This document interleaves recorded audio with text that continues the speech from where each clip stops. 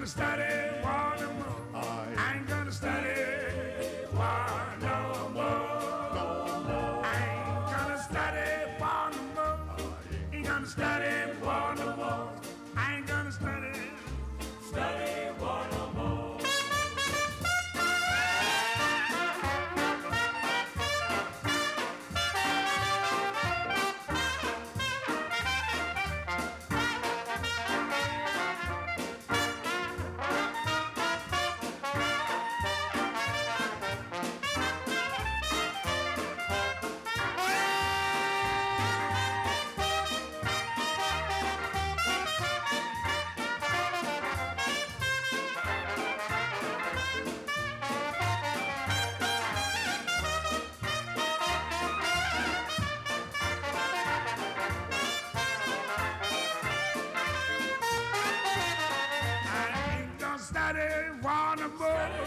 Ain't gonna study war no more.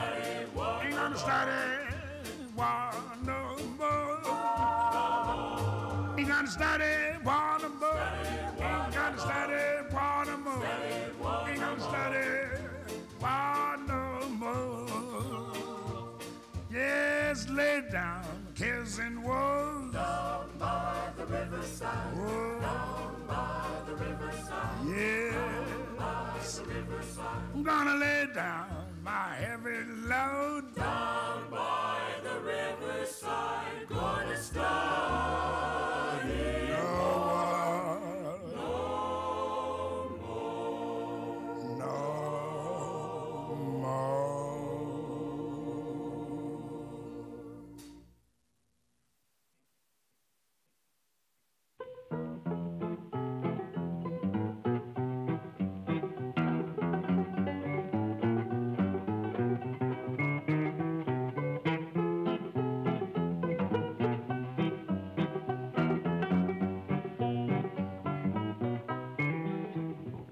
There once was a Union maid, she never was afraid of goons and ginks and company finks and the deputy sheriffs who made the raid. She went to the Union Hall when a meeting it was called, and when the Legion boys come around, she always stood her ground. Oh, you can't scare me, I'm sticking to the Union. I'm sticking to the Union. I'm sticking to the Union. Oh, you can't scare me, I'm sticking to the Union. I'm sticking to the Union till the day I die. This Union maid was wise to the tricks of company spies. She couldn't be fooled by a company stool. She'd always organize the guys. She'd always get her way. When she struck for better pay, she'd show her card to the National Guard, and this is what she'd say. Oh, you can't scare me, I'm sticking to the Union. I'm sticking to the Union. I'm sticking to the Union. Oh, you can't scare me, I'm sticking to the Union. I'm sticking to the Union till the day I die. You gals who want to be free, just take a tip from me. Get you a man who's a Union man and join the ladies' auxiliary. Married life ain't hard when you got a Union card. A Union man has a happy life when he's got a Union wife. Oh, you can't scare me, I'm sticking to the Union. I'm sticking to the Union. I'm sticking to the Union. Oh, you can't scare me, I'm sticking to the Union. I'm sticking to the Union till the day I die.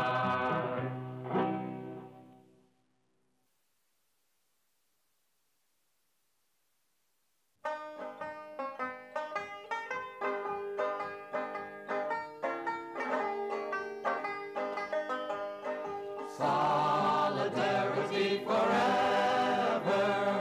Solidarity forever. Solidarity forever. For the Union makes us strong. When the Union's inspiration through the workers' blood shall run, there can be no power greater anywhere beneath the sun. Yet what force on earth is weaker than the feeble strength of one? But the Union makes us strong. Solidarity forever.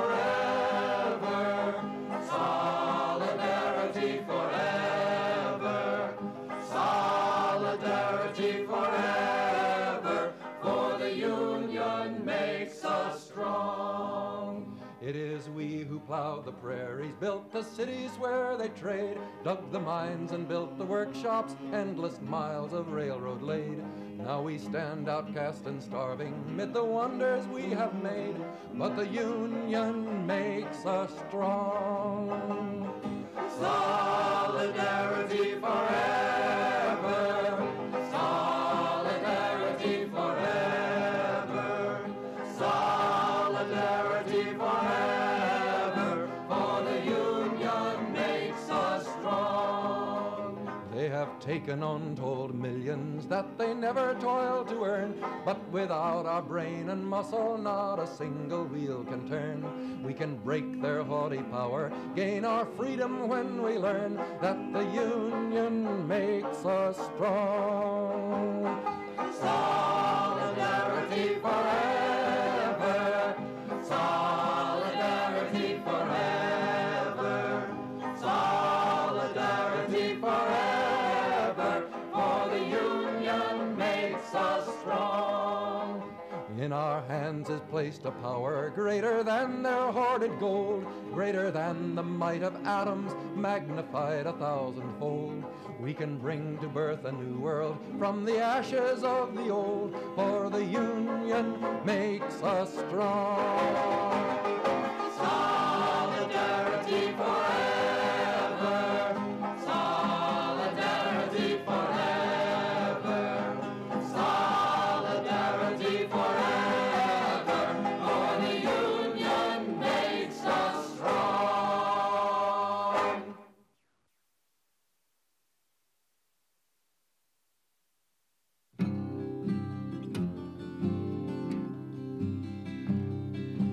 We shall overcome. We shall overcome. We shall overcome someday.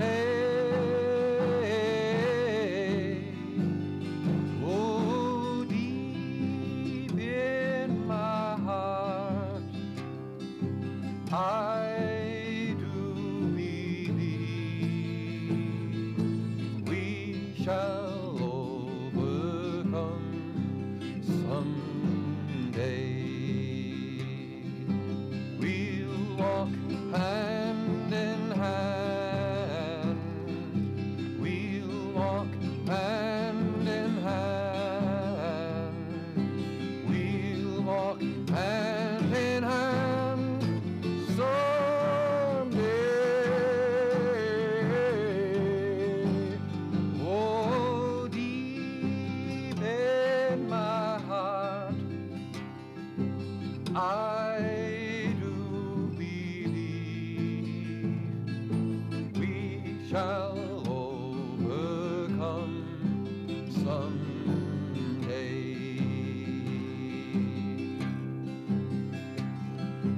We shall live in peace.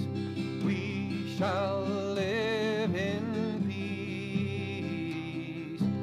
We shall live in peace someday. Oh, deep in my heart, I do believe we shall overcome someday. We shall all be free. We shall all be free. We shall all be free someday. Oh, deep in my heart, I do believe we shall overcome someday.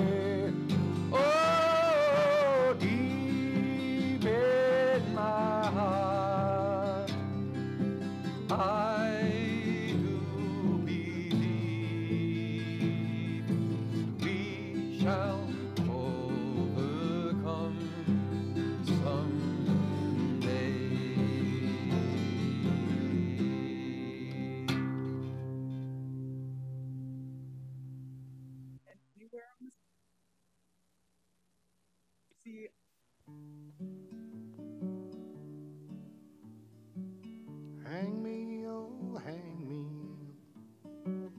I'll be dead and gone. Hang me, oh, hang me. I'll be dead and gone.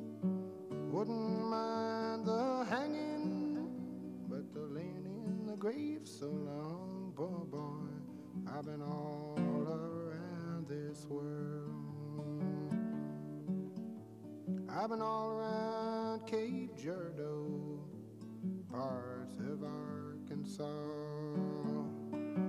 All around Cape Girardeau, parts of Arkansas.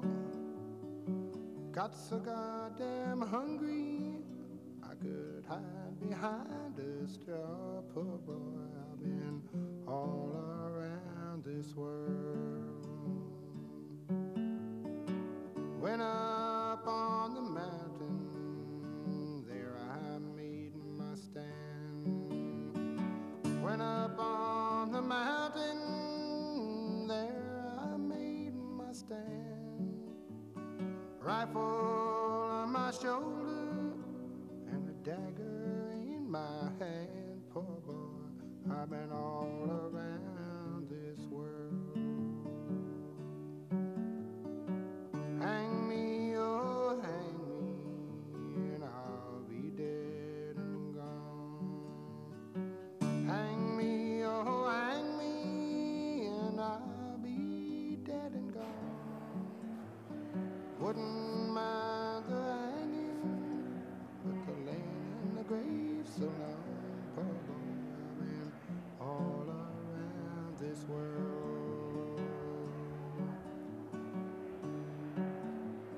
Put the rope around my neck, hung me up so high. Put the rope around my neck, hung me up so high. Good morning, everybody.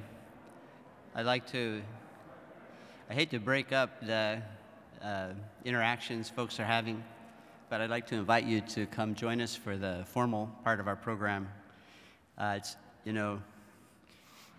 Ned would not be too happy with the timing here. As we all know, he was not a morning guy. In fact, I remember I met him on Park Avenue a few months before he died, and it was early in the morning, and I gave him a warm greeting and asked him about something. And he looked at me, he says, "Excuse me, who are you?" So morning was not the time to interact with Ned.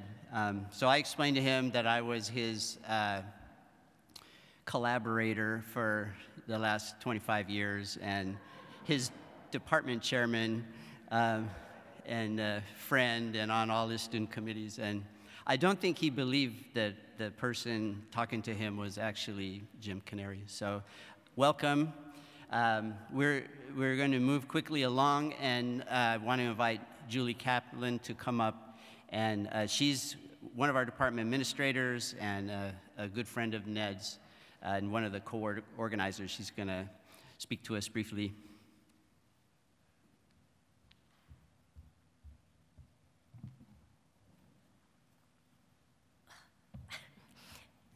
I have to do the midget size microphone. Thanks, Jim. Welcome, everybody. I am happy to report that so many, many years after Ned was the director of graduate studies, so many that many of you probably don't know he ever was, he is still having an impact on students even outside his own lab. A student recently told me that he just passed a milestone exam, and he took Ned's advice in preparing for it by going to the pub to have a think. Thanks, Gordy. Congrats. He passed, of course. Pub is good prep. So just a few logistical announcements. Apologies to the Zoom folks, but for people in the room, we are going to stay masked, except when you're at the mic. You can remove your mask, as I did. And we will have some refreshments later. And you can remove your mask as well at the end, or they are packaged neatly to go if you feel more comfortable taking them with you, because, well, pandemic or no pandemic, Ned made clear that we had to remember him with food, and food that he liked. He was very specific. And please, everybody, remember to sign the guest book. I know this is the kind of announcement that should happen later, but I just wanted to tell people now as well. And before I give up the mic, I'm supposed to be quick. I'm going to leave you with a very quick, bad joke. Because probably everybody here knows that next to science and food and the people he held dear, Ned loved nothing more than a bad joke. I apologize for this. What did Spartacus say when the lion ate his wife? Nothing. He was gladiator.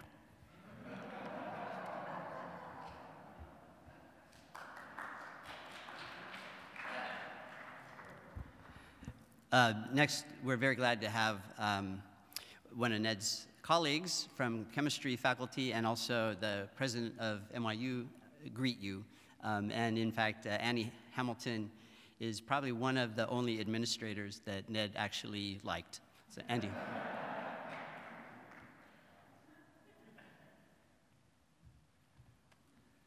Jim, thank you very much. And I've actually had the nicest thing said to me for a long time this morning by Bobby Aurora, who said that, Andy, you do realize you were the only university administrator who Ned did not shout at. And I take that as a great honor indeed. And ladies and gentlemen, it's a pleasure for me to welcome you all to this very special, this sad, but joyous celebration of the life of Ned Seaman and everything that he has contributed to the world of science, to the world of higher education. And I'm particularly pleased to be here as the president of NYU because it gives me the chance to speak on behalf of the entire university and to recognize just what many, many things Ned Seaman did for NYU. And I especially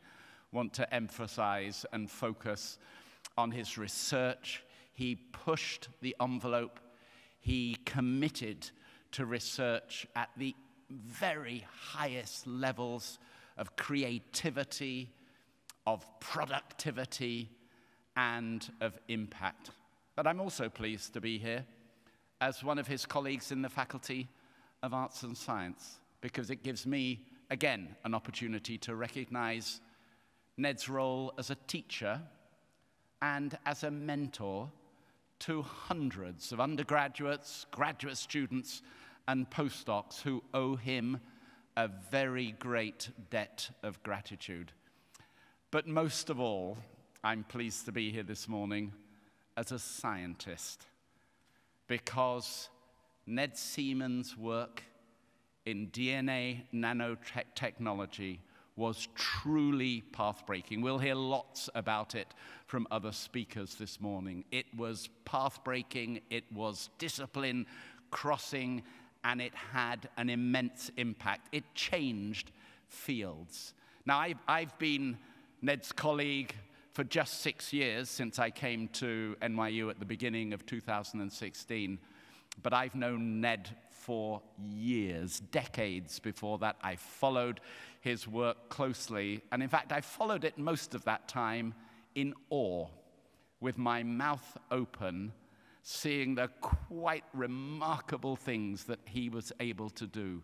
In my very primitive synthetic organic chemistry lab, I saw Ned do things with molecular self-assembly and recognition that were just awesome. He was the real deal. He will be missed by NYU, but most especially, he will be missed by science. Thank you.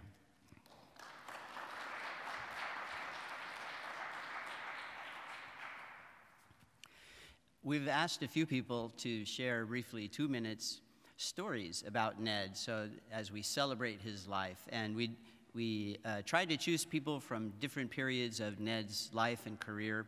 And in fact, the order of speakers is a little bit different from what you have in the program. Just between COVID and ice storms and our own human failings, there are a few changes. And so, in fact, the first speaker is not on the program, but he's a very special friend of Ned's, and Greg Petsko, who is a faculty member at Harvard Medical School, and very long-time friend. Greg.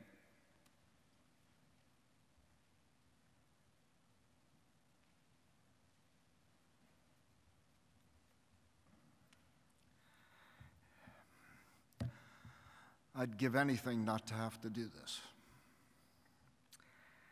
Back when telephone answering machines were a brand new thing, I bought one of the earliest models and programmed my greeting into it.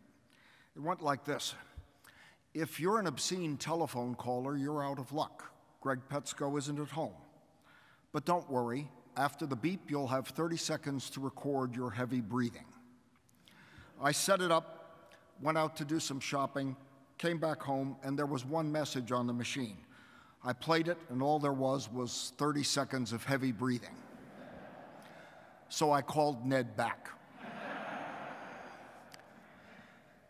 I once described Ned Seaman as dressing like a homeless mountain man and having a beard that looked like a small mammal was eating his face. But I also said that he was the most creative individual that I ever knew, and I've spent my life mostly around brilliant people. And that the things he valued were the things that we all should value. And the things he despised were the things we all should despise. He was my friend for 47 years, and he made a great difference in my life. He introduced me to more different kinds of weird Chinese food than you would find in the back alleys of Hong Kong. And he taught me that you could sprinkle 4-letter words over your conversation as though they were condiments. You know, we live in a time when science is corporatized, and many scientists are careerists, and they seem, in terms of personality, to have been stamped out by a cookie cutter. But Ned Seaman not only looked the same for most of his life, he was the same. There's a tendency as we get older to make compromises with the ideals of our youth, to become less radical, more risk-averse. As life deals us one frustration or disappointment after another. But for all the years I knew him, Ned Seaman stood out his own inexorable self. Without him, the world is going to be much less interesting and a lot less fun.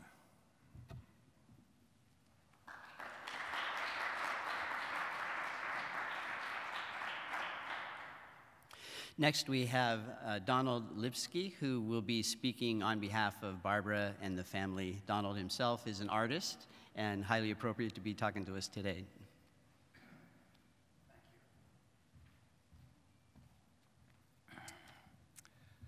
Well, hello.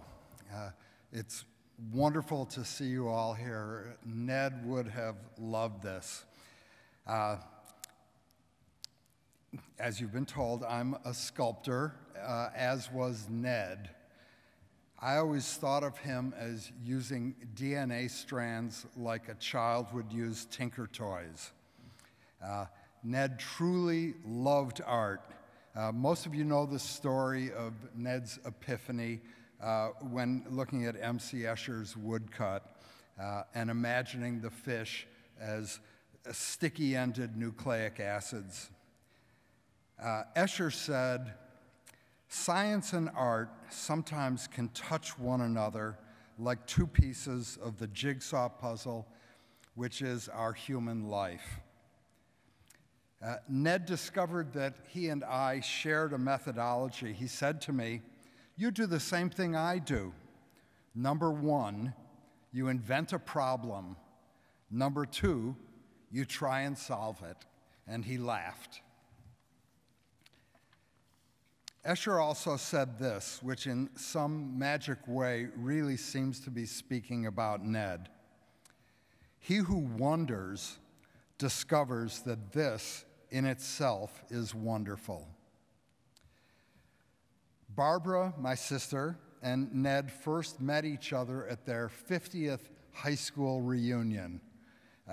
They never knew each other in high school, which isn't that surprising in a class of 500 kids. Plus, Ned left after his junior year of high school to go to the University of Chicago. But as Ned said, quoting Mark Twain, he didn't let college get in the way of his education. And 50 years later, Barbara and Ned finally found each other, and it deeply enriched both of their lives.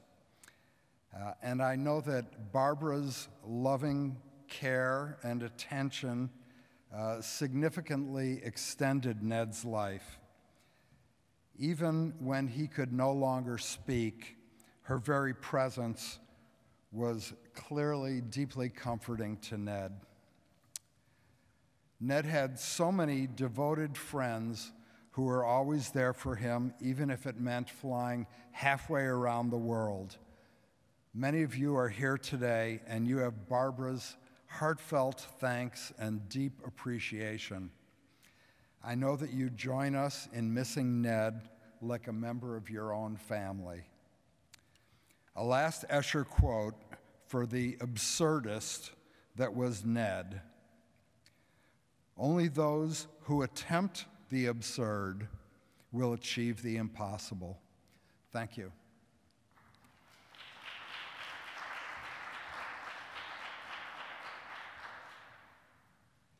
Next, we have Ken Carlin, faculty member at Johns Hopkins, who was a close friend and comrade of Ned in pre-tenure days in Albania. Ken.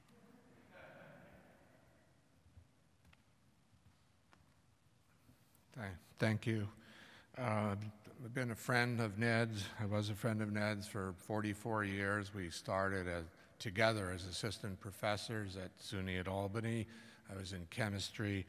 He was in biology. We got to know each other right away. And a third close friend over all these years has been John Zubieta, who couldn't be here today. I think he's on Zoom. Also in chemistry, a couple years ahead of me. So Ned and I, of course, Ned was a city person and didn't really like Albany too much. He complained a lot, of course, and made sure he had an all-cement garden. But he did well. He and I interacted, especially in 1983 or so, for 2 years when we were going through tenure together. We had lunch every day for 2 years, every weekday, and just bitched and moaned about the administrators and about the, sorry, Andy, but Andy, we met 50 years ago, I think, and administrators and the tenure process, but we made it through. But Ned was known for his craziness and his four-letter words, and I want to read something John Zubieta wrote to me to help describe things. Ned had a loathing for administrators and misused authority in general.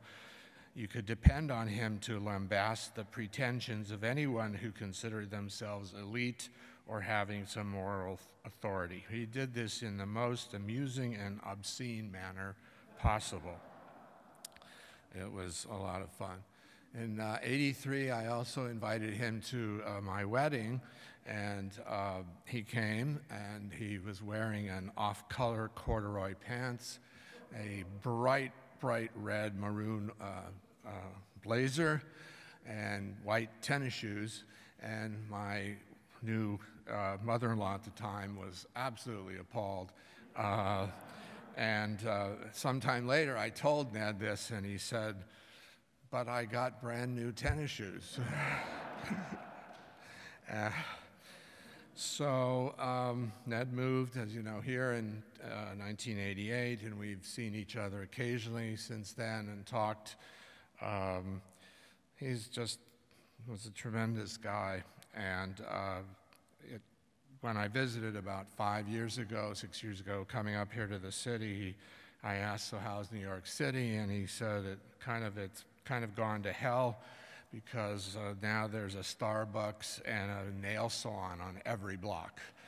And that does seem to be true. And also you could add in there Sephora and as the store and so on. But I really wish I had come to visit him more often. It was really horrible when I heard the news and that I hadn't got up during his illness. But Ned was a brilliant, incredibly intelligent person. He was a great scientist, and most of all, he was a mensch.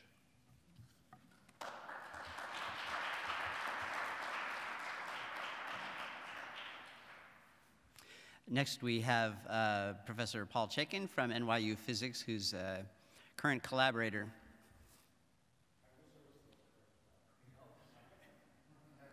That would be great.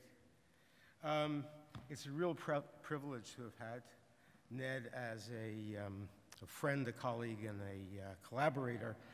I first met Ned in 2001 when I was organizing a Gordon conference, and I decided instead of going with a topic and getting experts in these topics, I would invite the smartest, most original people that I could think of. And so I called up a friend of mine at Rockefeller, and he said, the person you want is Ned. So I invited Ned to the conference, and he came up, and I met him at the train station in London. And I was surprised when I got off the train because I didn't know that Santa Claus was a chemist. So Ned didn't want to go right up, so we went to a bar, and he started telling me that DNA was actually good for something. It wasn't just the secret of life. You could build things with it. And he carried on with this, and he talked about knots and cubes and stuff like that. And when he learned I was a physicist, he sort of blamed me for not having the techniques to show exactly what he had found because he was just approximating with an AFM. So after that meeting, I decided this is a guy I have to work with, and so we started collaborating. 3 years later, I came to NYU, and he was one of the reasons for it. And since then, we've had what's called the Self-Replication Group, where we meet every other week in his office. His office, as you may have seen in some of the, well, it's not showing now, in some of the clips before, his office has stacks of everything from the past 40 or 50 years. And I kind of think of it as his brain, right?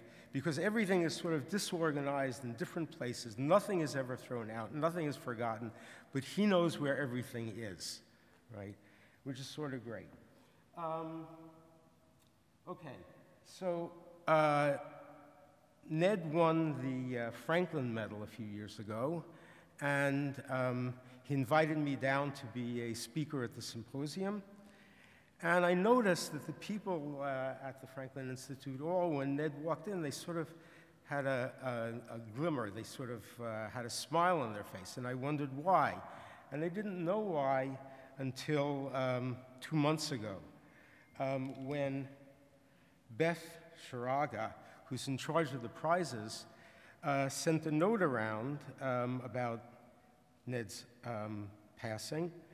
And she doesn't say who this is from, but it says, and I think, however, we heard from I know who it is now from our first speaker, 2-minute speaker. She writes, "I will always remember Ned's case because it included what is perhaps the most endearing description I've ever seen in a support letter. In a statement a good friend of Ned's wrote, Ned dresses and looks like the mountain man Grizzly Adams, or more precisely like Grizzly Adams on a bad hair day. His hair gives the impression that a small mammal is eating his face. His language can be on occasion, shall we say, colorful. Only my drill sergeant could use profanity more imaginatively. He is as honest as the day is long, wears his heart on his sleeves, and cares about what should be cared about. You may ask what any of that has to do with the science. I would answer that is inseparable from a science. Someone more conventional in their appearance or more concerned about how they appeared to others would probably have followed a trend rather than created one. Somebody less well-centered in terms of character might have been attempted to cut corners and achieve rapid success or to overhype their work. Ned would never do either. So I think that's a great statement. And the only other thing I'd like to do is I'd like to thank Barbara, because knowing him over the past 20 years and working with Ned, there was a before Barbara and there was an after Barbara. And although he was always a unique character, right, he was much more pleasant, unique character after Barbara. And so thank you very much for taking care of him for us.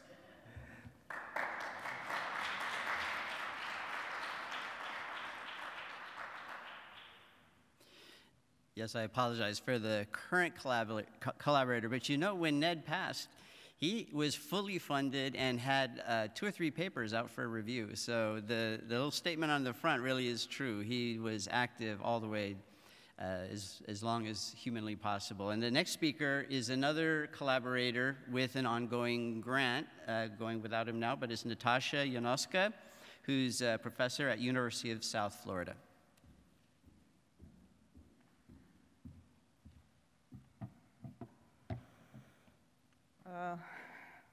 My story is a bit personal. The DNA Whisperer, that is how I saw him first. I heard his talk at the second DNA computing conference, and here I'm a math person trying to figure out the basics of the molecule, and he was showing cubes made of DNA. Blew my mind, and the whole idea of expanding in 3D and geometry with DNA was eye-opening. I really met him a couple of years afterwards in an art gallery at UPenn, the same type of conference. And it was a perfect setting to meet him because he loved art and he loved beer at the end of the day. So we had a really nice conversation and we picked up, and again, that was the decision. I have to collaborate with him. I took my first sabbatical in his lab. I wanted to make an asymmetric DNA shape out of DNA, and he said, well, you really have to make a model to make sure that this can actually be made. So I went back and I picked up some toys that he told me to do, and I built up this huge model. It took almost the whole of his office when I brought it in, and he got stocks, hanged the whole model around, walked around, thought a little bit, thinking, and then he said, it hates itself. It's not gonna make it. Add a hairpin here, and a hairpin here, and a hairpin here, and make another model and come back. So I went, made another model. It was even larger. I was freaking through the subway ride, whether somebody will step on it or kick it or something will happen to it. Same story in his lab, stalks, hanging model, and he walks around and he says, that will do. And it did it. And that was our first project together. And that was 2001, and September 2001, 9/11 happened. We spent through the tough days of New York together. We started hanging out outside the lab, drinks, dinners, conversations about art, music, books, food, and politics, lots of politics. He always had things to say about it. It turned out that we were on the same page. So lots of food, and he really loved good restaurants and travel, and not fancy restaurants, good restaurants, back alley restaurants. And we all knew when he was done eating, he would start sneezing.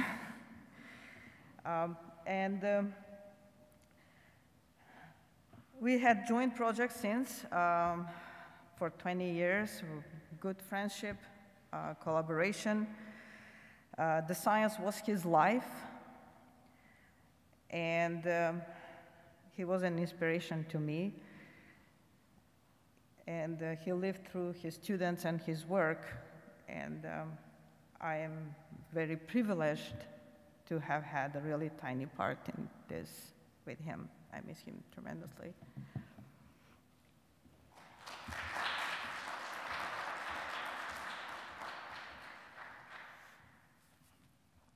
Next, we have one of the lab members, actually, you can say current lab members, and clinical professor on our faculty here at NYU, Yoel Ohayon.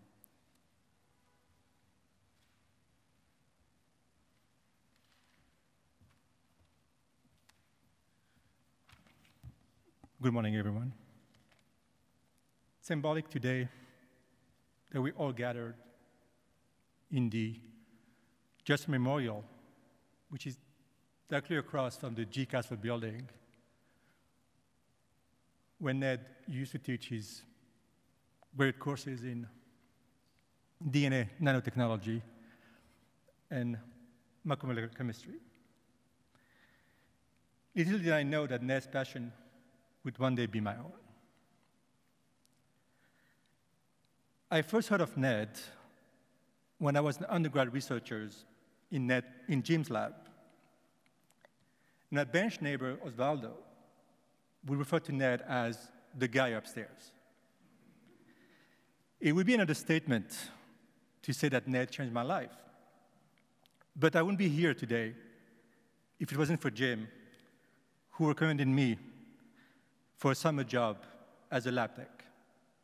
So thank you, Jim, for putting me on Ned's path, which was an awesome one, to say the least. What was to be just a part-time summer job ended up lasting 21 years, 6 months, and 5 days. Ned would call it 2 turns of DNA. And over two decades, Ned was my mentor, Ned was my colleague, and more importantly, Ned was my friend. We might be closing a chapter today, but we're certainly opening a new one as we carry forward Ned's legacy and vision. Ned wanted to be remembered as the founder of DNA nanotechnology. And throughout his life, he believed in 4 things: social justice, human equality, world peace, and scientific progress. Having no talents to promote the first 3, he said, he concentrated on the last. And we should do the same in his memory. Thank you.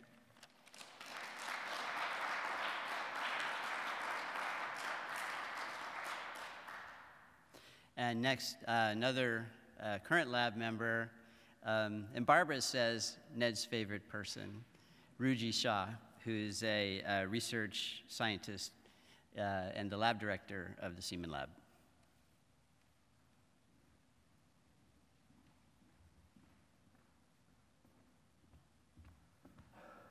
First, thank you, Barbara and Jim, giving me the opportunity to talk about Ned today. But I really don't know what to talk about, and I even don't know I'm ready to talk about or not. And because I truly believe someday I go to lab, Ned will be still in his right chair, in his office. That's like, that's 28 years I've working with Ned. And after the training world, talk about the DNA nanotechnology, and always come back, all us with other brilliant ideas. And I saw on the program that famous quote when in one interview, and he always told me other words in it. He always said, in this world, one promise I can keep, I sure I can keep it. I will work until I die. And not surprisingly, he did just that. But anybody here knows Ned have a certain routine or habit in his all adult life. And for continue working and keep himself healthy enough to come to the lab daily, he almost changed or abandoned everything greatly. So anybody knows Ned, that's so hard for Ned doing this, and what sacrifice for him doing this continuing work. And I believe in the heaven, he can be his true self again. And that be the good son as I want to be, and the nice person as he always is, without the hard shell, against the unfriendly world sometimes. And also, I want him can do the most the creative science there without the restriction of the physical condition, and also, of course, funding. And Ned, thank you for not only taught us great science, but also, more importantly, teach us how to be a better person. And thank you, Ned. Rest in peace.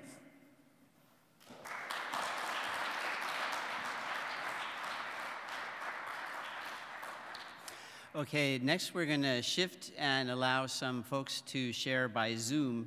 And I'm going to go in the back while that happens. And just a reminder, please try to keep the comments to 2 minutes. We're running behind now, and we want to allow some time for the open mic. But the first speaker will be Bob Guinness, who's been a close friend of Ned since college days, and he's now a professor at University of Illinois. Well, first I'd like to say what a privilege it was to know Ned. And I've known him for over 55, 56 years. He was a great friend, and more than that, he was part of my family. Now I'll share some slides. I'll be the guinea pig for some of this technology here. Can you see? Who knows? Anyway, I've known Ned since college. This is his class of 1966, University of Chicago picture. He did not like the University of Chicago, and he once told me he would send them the contributions that he made sure were less than the postage it would cost them to process it, and thank him. Second to Albany, I think, or Albania. Since the 70s, he'd been coming to family celebrations at my parents' home and other places we gathered until just a couple of years ago. My parents, my brothers, my sister, my kids all consider him part of the family. He's like a brother. This is him in 1986, so 20 years since college. You'll see the colored pens. Here's another picture. One of the few you'll see with Ned with kids. This is my oldest child, Emmeline, who is attending by Zoom now. This is the occasion where he told me that when I had a kid or kids, that would be the end of my career. I think that was from his training and experience at Albania. It wasn't, I'm glad to say. But he did say, I did come back to him and said, well, your boss, Alex Rich, previous boss, has kids and he had a great career. And Ned said, yeah, but he didn't pay any attention to them. Now, I don't know if that's true or not, but it was a great comeback. Ned had a great way of, a great turn of phrase. He once drove up to our house sometime in the 80s in one of his old cars. You could see the road through the floor of the front seat. It was rusted through. and it was, the muffler was non-existent. And I went out there and said, what a racket you're making. And he said, that's an acoustic tachometer. It's great, great guy. This is another picture from a family event. He's giving me sex advice here. This is from my mother's 100th birthday. You'll see Ned up there with the rest of my family. This is Ned in one of his great ties, and Barbara. And I do want to thank Barbara so much for all the work that she's done for Ned in his sick days. This is my daughter's wedding, Sadie's wedding, and she's there in the church now. By the way, Jim, you said Ned wasn't a morning person. You forgot to say he also wasn't much of a church person either. So one other comment I want to make. It said that Ned never cooked. That's sort of true, but not entirely true. When he was in Cambridge in his apartment, and we overlapped both in New York and in Cambridge, living there, he never bothered turning the gas onto his stove. On the other hand, when he wanted to have some meat at home, he would buy it in little plastic pouches and turn the hot water on in the sink. So that's a form of cooking. So I'll say he did cook. All I want to say now is rest in peace, brother. You've had a life that's fantastic. You've contributed incredibly to science, and what a brilliant, wonderful person. A huge hole now in my life and in the lives of many others. Thank you.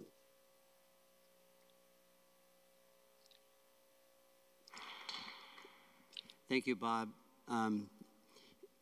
By the way, your people are able to share their screen, but you have to manually share from your end. The capability has been turned on, so I'm sorry about that, Bob, that you couldn't.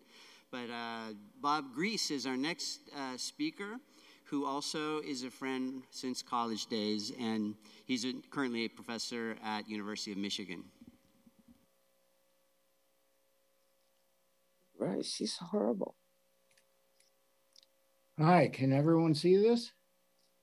Picture of Ned? Yes. Yes, good. Thank you. Okay. Thank you. Okay, I've got a couple of other pictures.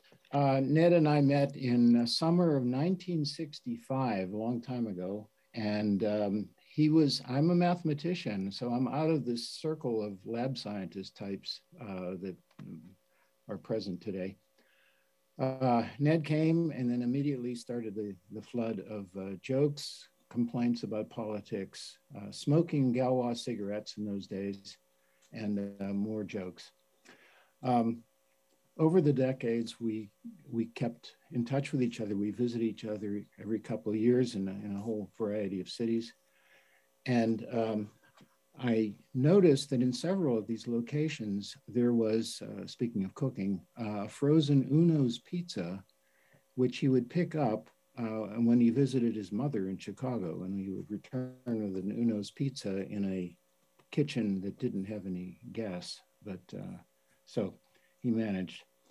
The first story I want to tell is a school break from winter 1966, and let me pick the photo that I want. Here it is. And I call this For Future Professors. On the left is a very tall and thin Ned Seaman, and to the right of him is Bob Guinness, and there's myself, Bob Grice. My name is pronounced Grice, but most people can't guess that. And finally, Jack Tossell. Jack Tossell and Bob and I shared the apartment that I mentioned, and Jack passed away in 2016, unfortunately. This was on a trip. They're picking me up in Pittsburgh, and it was on a road trip driving from Chicago to the east.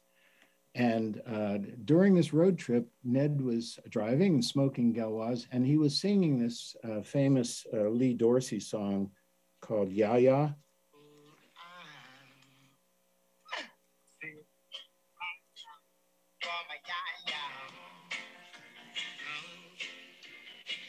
Yes, he was really singing it. That was really something. I have other, I'm sensitive to the time, so let me jump around here a little bit. I visited him at the University of Pittsburgh during his period there. That was, Pittsburgh's my hometown. And we had dinner one night at his place watching horror movies, and Ned said, "I'll cook dinner for you." And it turned out to be macaroni and cheese made on a hot plate. He knocked over a bottle of beer, and because he didn't want to get out of bed where he was lying watching, he grabbed a nearby piece of underwear and wiped up the beer and threw it in a pile of laundry. Anyway, he was a great guy, really a pleasure to be his friend. And I finally mentioned the time, 1990, on his balcony, where I met his cat, Spacey, who was his main companion in that era. And we were both, it was 1990, and suddenly he declared in the middle of a conversation about something else, "It's half over." Well, we were both about 45 years old, so I guess I got the meaning for that. Very dramatic, and he didn't discuss the finality of life in any great detail. But well, I hate to stop, but I want to respect the two-minute limit. It was terrific knowing Ned. He is a huge spirit, and he really enjoyed his life. Yeah. Thank you.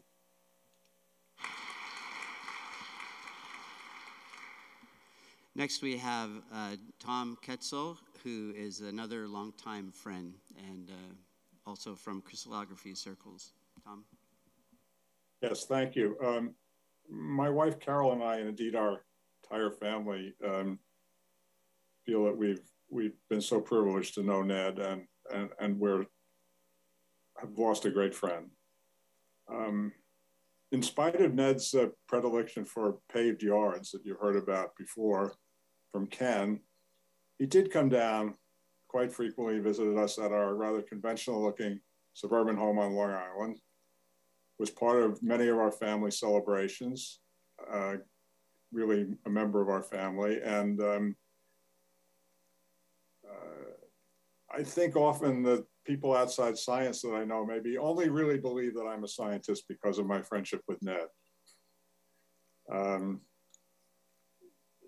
When we were trying to figure out what to say today, Carol suggested I tell you one of our favorite stories about Ned.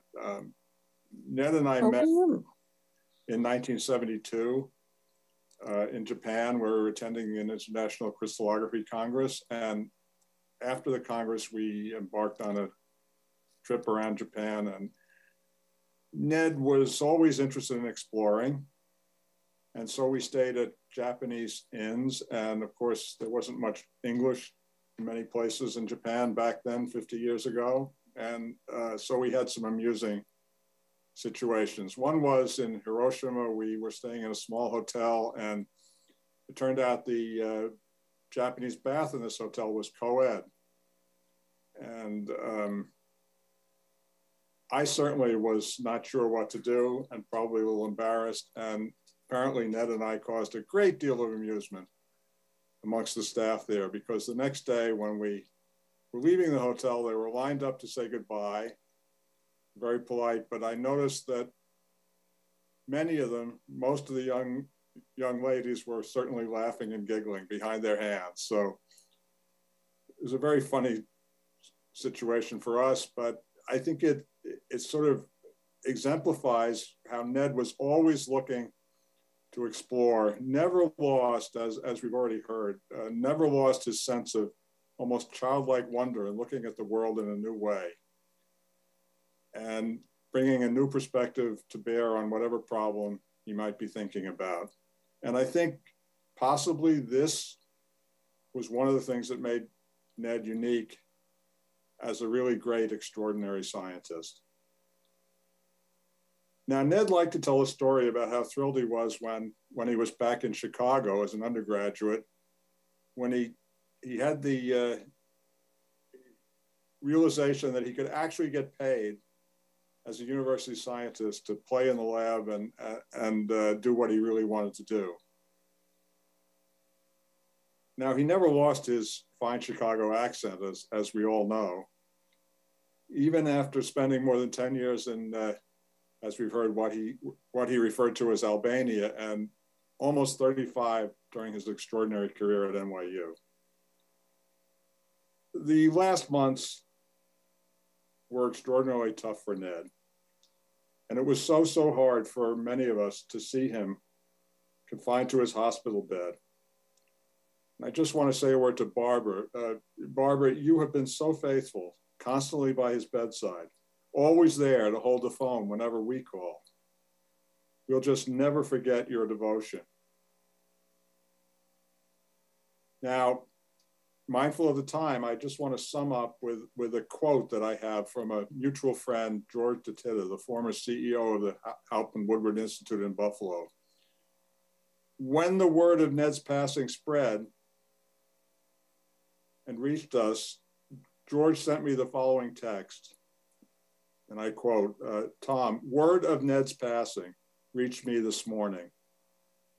What a mountain lion he was. And I think George has really summed it up there.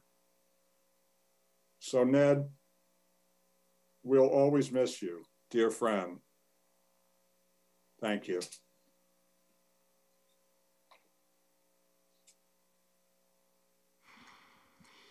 Next, we have Shuguang Zhang, who is a director in the MIT Media Lab and a colleague from MIT days. First of all, make a correction. I'm not a director of Media Lab. I'm a friend to Ned. Francis Crick made a remark. One could not be dedicated to anything unless one believes in it passionately. That describes Ned perfectly. Ned opened a new field, DNA nanotechnology, started from theoretical paper 1982. And that was unheard of. In those days, people were not interested in DNA beyond the DNA as a genetic material. He thought DNA as material science. And he truly dedicates his life in last 3 decades after moved to NYU and completely transformed the world and has a tremendous impact for nanotechnology. Rightly so, he won the Cavalli Prize from Norway as nanotechnology. He also, doing this DNA nanotechnology, invented the art, the molecular art. That's why we have heard that next art and science. That brought me to another slide I would like to show you. Is Leonardo da Vinci. Leonardo said, study the science of art and the art of science. And Ned did both. I first met Ned in 1983 as a graduate student visiting from UC Santa Barbara at a meeting, the Albany meeting, famous Albany meeting. At the time, lots of crystallographies and biophysicists came to the meeting, very unusual. And Dorothy Hodgkin, a Nobel laureate from UK, came, and several future Nobel laureates, Tom Stites, Martin Kaplas, and many more came to the Albany meeting, even though it's called Albania, but all the big scientists came. And then Ned loved parties, as I've heard, and the beer and friends. And during Albany meetings, we cramped into his small room, almost hundreds of us, and could only stand in. There's no place to sit. And lots of beers and wine flowing for many hours. And that was my first meeting in scientific meeting. I was totally shocked to see scientists drinking so much beer at such a gathering. And Ned published the original paper in 1982, nucleic acids junctions analysis, because he knew DNA so well And I believe that is the only person who could come up with DNA nanotechnology, because the deep understanding and insight into all kinds of possibility of DNA base pairings, nobody could have done it except Ned. And because his imagination in science and his interest in art. So that combination to put Ned as the central figure for DNA nanotechnology. Professor Martin Egley will elaborate on this further. As we all heard, Ned did not like Albania. And as soon as he left Albania, or NYU Albany, moved to NYU, he flourished. And his publication and then matched what he did at MIT. It's everything original. And his origami inspired hundreds of people, including people at Caltech, at Eric Winfrey and others, and people at Harvard Medical School. We still use those letters, the teaching course. Every year we meet Ned. So as we also heard, Ned does not believe much in religion and didn't care about religion. And also didn't care about the soul. But the ancient Greek discussed the soul.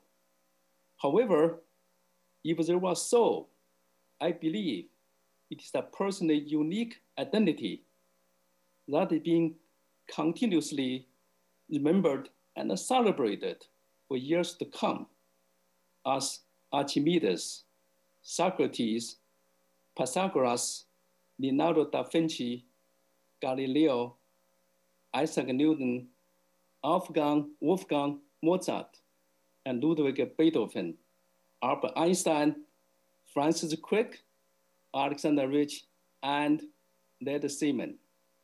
So for that, thank you for inviting me to give the memory of Ned.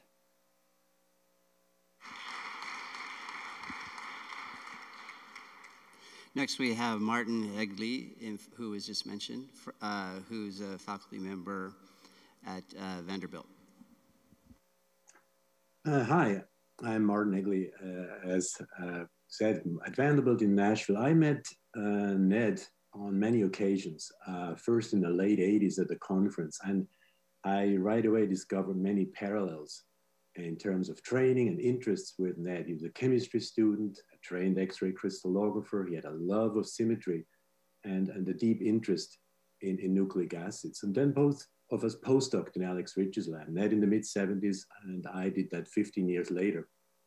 Now, Ned's pioneering work made an early impression on me right away. For example, the crystal structures of nucleic acid mini duplexes. Ned had at that time obtained an atomic resolution image of DNA, not the model by Watson-Crick or snapshots by fiber diffraction, but an actual duplex with a defined helical rise, stacking, a precise measurement of the twist between the bases, metal lines, the water structure around it. What a feat. And then came the next leap. Ned's study on the sequence-specific recognition of the double helix nucleic acids by proteins in 1976, years before the advent of the first experimental structure of an actual complex. A quote attributed to Albert Einstein immediately comes to mind: "Imagination is more important than knowledge." So Ned predicted one interaction in particular between the amino acid arginine and the nucleobase guanine that has literally been observed in every experimental structure of a protein DNA complex determined to date. Both pioneering and incredibly imaginative. It reminds me of a statement in a recent issue of the Atlantic magazine on artificial intelligence. While the way to wisdom leads through knowledge, there is no path to wisdom from information. Well, that's not true in Ned's case. He jumped directly from very little information to wisdom. So it's not surprising that Ned saw a different application of DNA when he founded the field of DNA nanotechnology at the time when most everybody else was busy talking about sequencing and later genomics and RNA structure and function. So it's yet another example of Ned's boundless imagination, creativity, and curiosity. So Ned is now gone and we shall never see him again. But his achievements and ideas will shine very brightly in the future. So thank you, Ned, and thank you all for being here.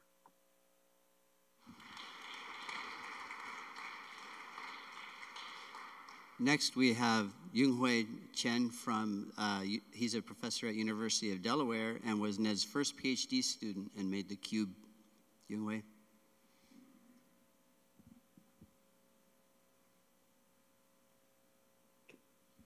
Can anybody see me? So I want to share with some sort of Ned Simmons Albany Day first, right? So because a lot of people have not shared with Ned in Albany. See the picture here, right? When in Albany, we have two graduate students. So I was the only one stay with Ned in Albany, like the previous Dr. Sen talking about in Albany days. So I also remember Ned Simmons' famous Albany party, right? That's very hard to describe. You cannot imagine a small apartment have like more than 300 people packed into his apartment. That's Ned Simmons' Albany party, famous Albany party. So I was there 2 years with Ned. Then in '88, he moved to NYU with 2 students, me and John Mueller. So we are the only 2 students moving with Ned to NYU in, I think it's 1988. So then after that, we can, so when he, in the early days of NYU, between about 1990 to 2000, right? Ned recruit a lot of more talent students like Chandler Mao, Hao Yan, and Roger Schacht that joined the lab. And also he collaborated with a lot of different field of scientists, like computer scientists, mathematicians, engineers. So that's a heyday of the beginning day of Ned in NYU. So we have all the very sort of interesting science going on in Ned's lab. So then I think that looking back, so his career really culminated when he received the Kennedy Prize in 2010, and then Ben Franklin Medal in Chemistry in 2016. So this picture showing that the guests invited in the Kennedy Prize Awards ceremony in 2010. So these are the foremost students and professor and collaborator are all here. These are the 10 people got invited to that ceremony in 2010. So then, and this is a picture of the Norwegian king when he gave the awards to Ned here, one of the receiver in nanotechnology, okay? And then these are more picture of that day in Norway, right?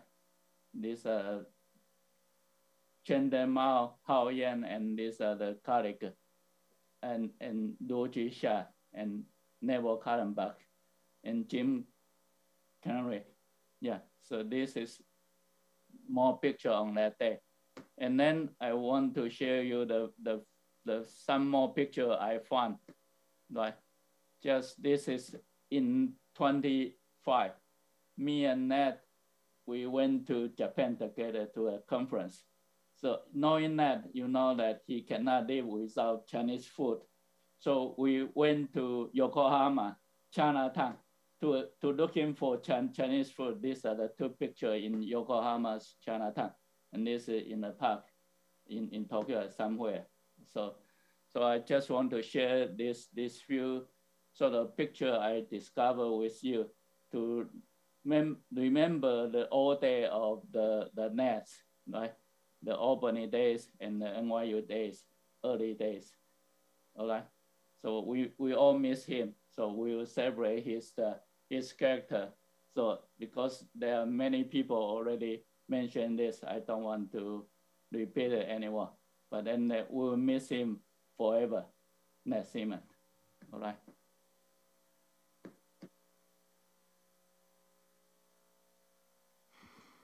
Okay, we have a couple additions. Hao Yan, professor at Arizona State, who wanted to be here but couldn't. Hao? Thank you, Jim. Ned has been a great mentor, friend, and inspiration for so many of us. There have been so many things I've learned from Ned. The most two important things are being persistent and being supportive. He is extremely passionate about his science and never gives up. He once said, if something doesn't work, use a hammer. If it still doesn't work, use a bigger hammer. And also he's always supportive of his students and junior colleagues in the field. I have been serving on faculty search committees in my department these days and have had the chance to read some of Ned's recommendation letters for his students, which often are over 5 pages long. I know he even pre-writes all of his students' recommendation letters to make sure students will get letters when it is needed. And I nowadays try to do the same to support my own students and postdocs. 5 years ago, Ned was sent to ICU in China due to a strange lung infection on his trip in Asia. I emailed him and asked what I could do to help. He responded in capital letters, "Get me out of jail." And Roger and I, we flew over to China immediately to help him out, but we failed to get him out of the hospital because the doctors wouldn't agree. But I witnessed how vulnerable a big giant could be and how desperate Ned was when he was isolated from his work, just like fish out of water. Over the years, Ned and I have developed from mentor-student relationship into more of a close personal friendship. I regard him as a father figure. In the past year, he has been sick and hospitalized for quite some time. Each time when I called Barbara, I was always so worried that there would be bad news. In the last few years, I went through some downtime in my personal life. And last time when I got engaged and married again, I was so excited to call him and share the good news. Ned was quite weak and already at the time, and said in a very low voice that, "I'm very happy to see you happy, Hao." I told him on the phone, I said, "I miss you, Ned." And Ned responded, "I miss you too."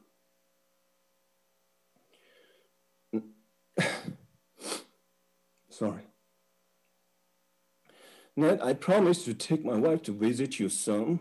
I promise to take you out to some authentic Chinese food next time when we'll both go to China. And from now on, I don't know whom to call when I achieve another milestone in my career and life. Ned, I really miss you now. I will always do. Thank you.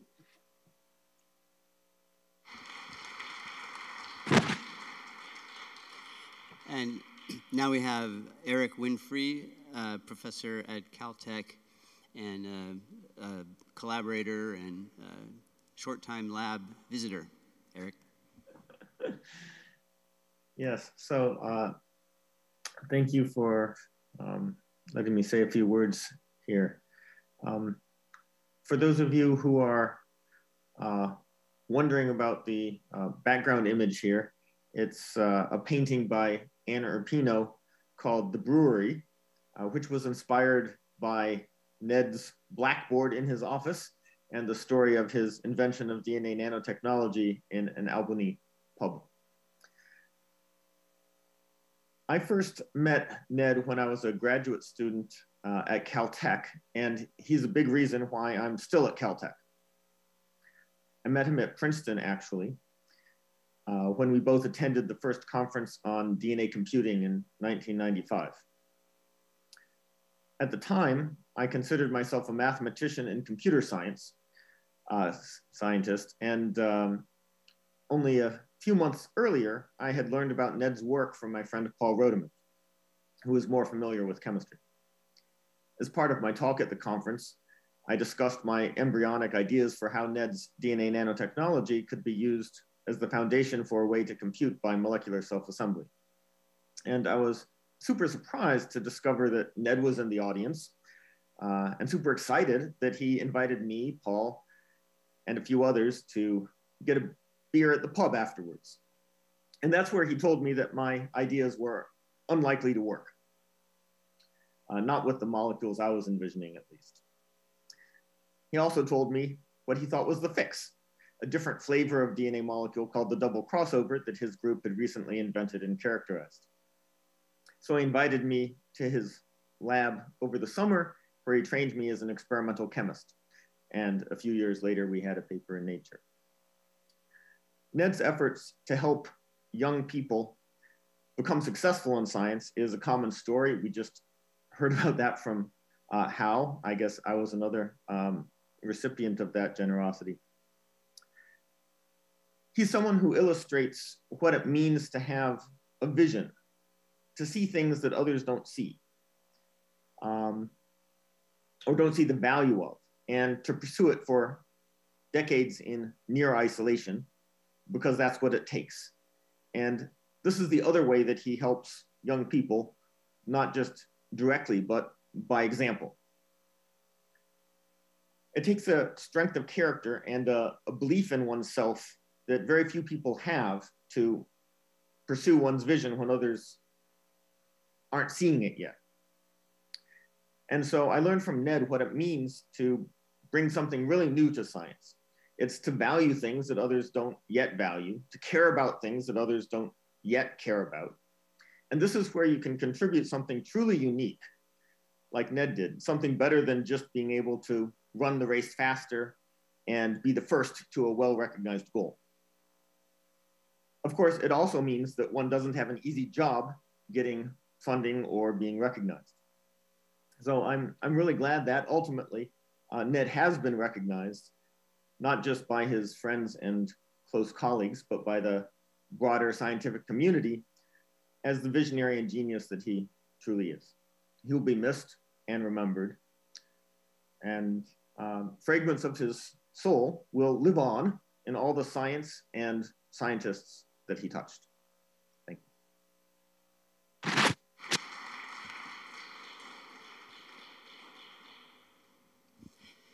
Thank you, Eric. Next, we have a recording from Chunhai Fan, a close collaborator of Ned at Shanghai Jiao Tong University.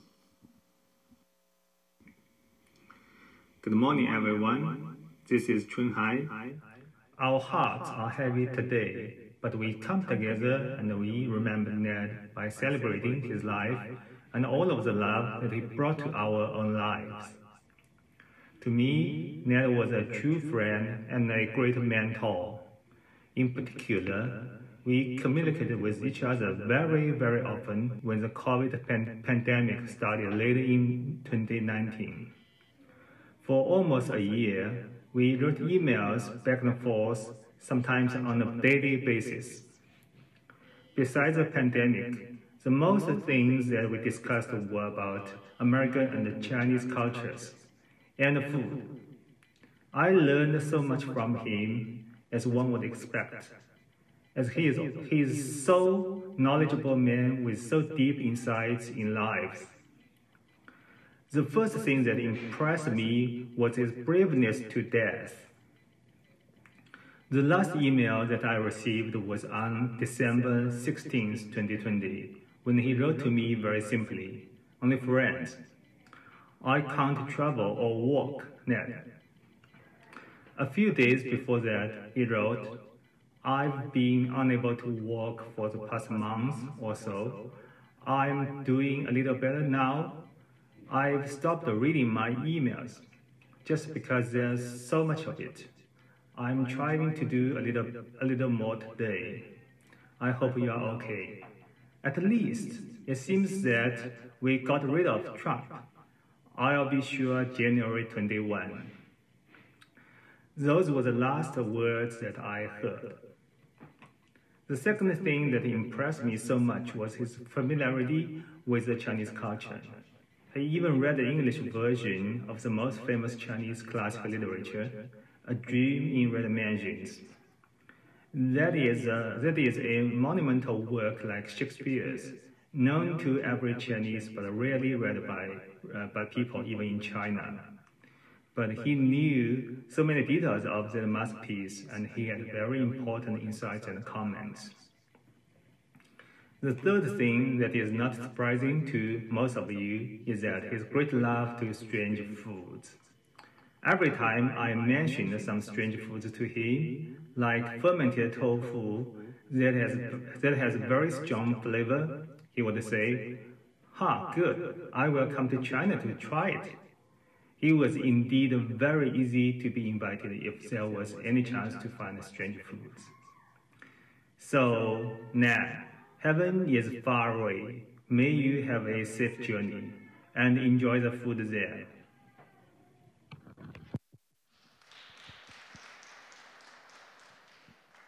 Our final recording is from David Julius, who's a professor at UCSF and a Nobel Prize winner, was a new Ned from MIT days. Hi, I'm David Julius. I first met Ned when I worked as an undergraduate research associate in Alex Rich's lab at MIT. I was on the late schedule because I'd come in after class in the late afternoon and work until the wee hours of the night, which definitely put me in Ned's time frame and allowed me to be part of Ned's orbit. And even though I was just an undergraduate, Ned was very friendly and sort of took me under his wing and taught me a lot about what it means to be a scientist and how to do science. But since Ned wanted us to focus on humor today, I'll tell one little vignette that I think kind of exemplifies in part what our relationship was like.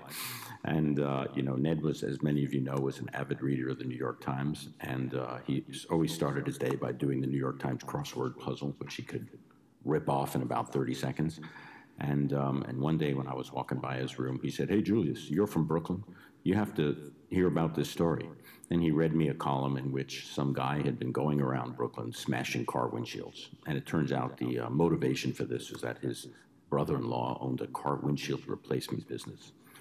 Well, as soon as he said that, without dropping a beat, Ned looked over the fold of the paper and said, "Gee, good thing his brother-in-law wasn't a proctologist." So I think that sums up Ned's wry sense of humor, his way of looking at things differently from everybody else, and the fun that we had together when he was in the lab. That and sharing Uno's pizzas that he would bring back from his trips to Chicago every now and then. Ned, I love you. I learned a lot from you. You are a unique individual, and you lived life your own way. Thank you very much. Bye-bye.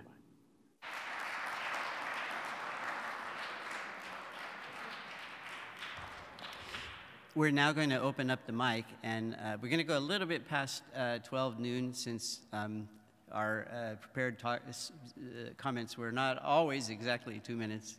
And so please, if you'd like, we're going to start with the people who are here in person, go for 15 minutes, and then switch over to the Zoom call. So those of you who are here, please just come up here to the mic. Please keep it to 2 minutes. I'll be standing up at 2 minutes.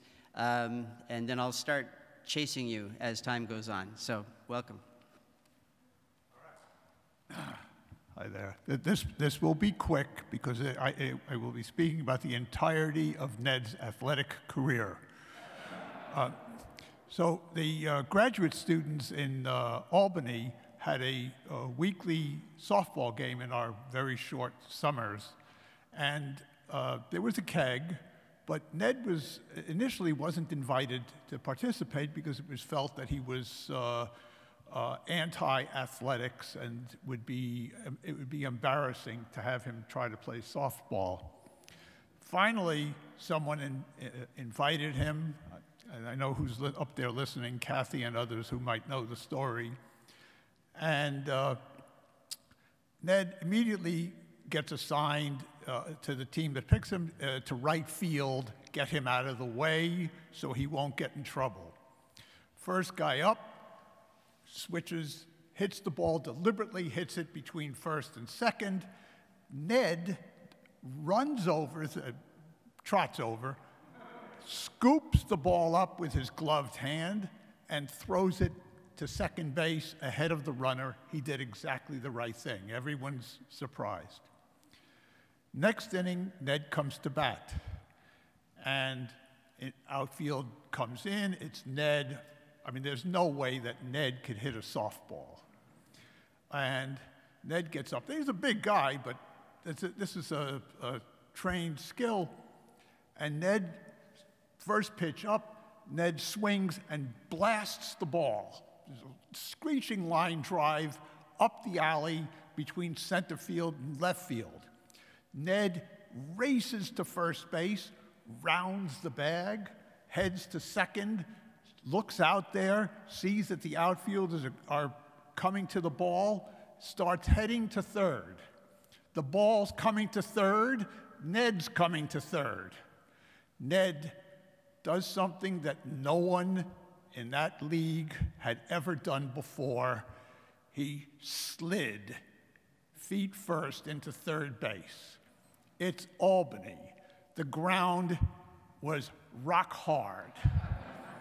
Ned skids into third base. I don't even remember if he was safe or out, but he skids into third base, and when he gets up, he has a broken arm. And Ned comes off the field, and that is the sum total of Ned's athletic career. It lasted 1 inning. At the awards banquet, Ned got the Purple Heart, and he kept this award with him for many years after that. Did he still have it? I don't know. He had this award. He would post it in his house. And at the banquet, he was asked, "We didn't expect that you knew how to play baseball. I mean, how did you play, why do you play baseball of all things?" And he said, as a kid, when you play baseball, everyone, no matter how good they are, everyone gets a turn at bat.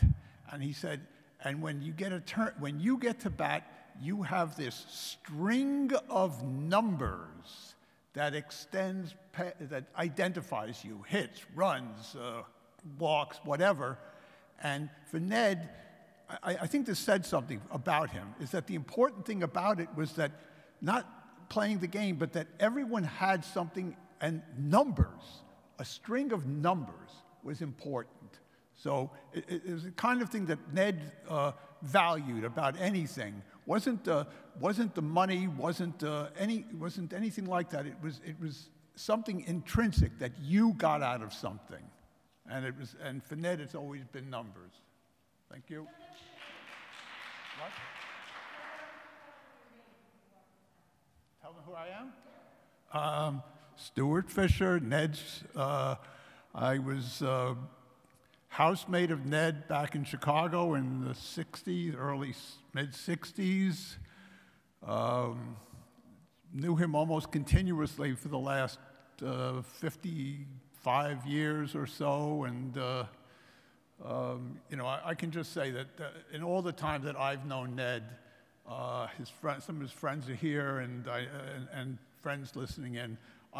One thing I've never heard, other than administrators, Ned has never said a bad word about any of his colleagues or people that he works with, and certainly not about his students. He loved them all.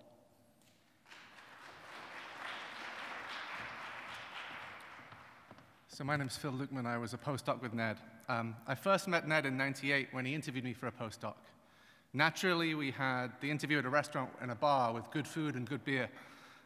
Within the first hour of us talking, he referred to a very distinguished scientist as 6 pounds of shit in a 5-pound bag.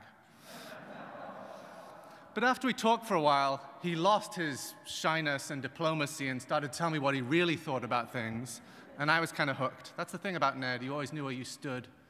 I wouldn't say he had no ego, quite the contrary, but for him, science, fairness, and truth, or to use a more Ned-like expression, lack of bullshit, was always paramount.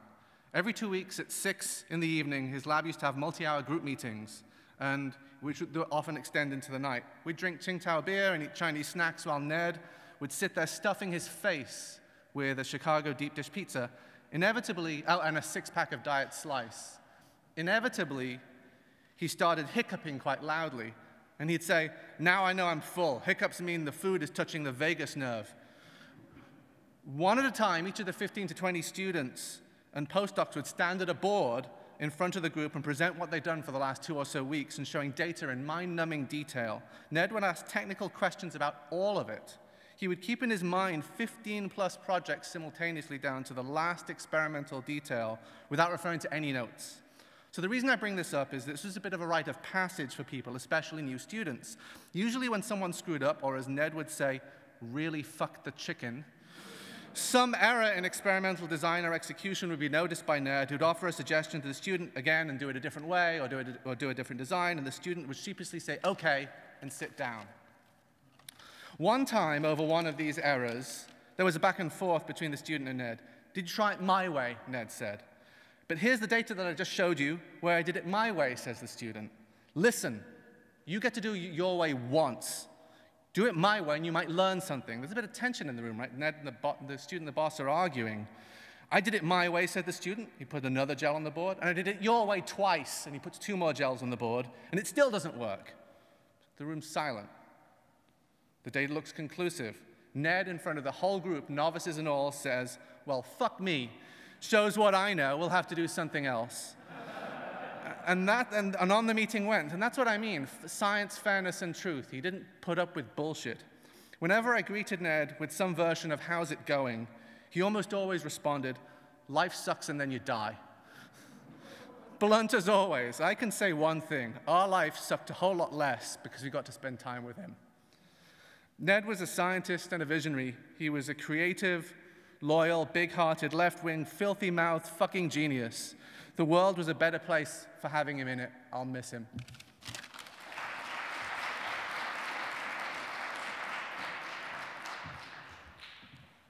Good morning. I'm Nicole, and my coworker is here. I am happy to be a part of Ned's life, was a part of Ned's life, and his caregiver. Thanks to Barbara, I can just share one joke with you. I remember he used to get the Nepro. Barbara used to say, "Nicole, feed him, feed him." When Barbara turned his back, he said, "Get that shit out my face." Thank you.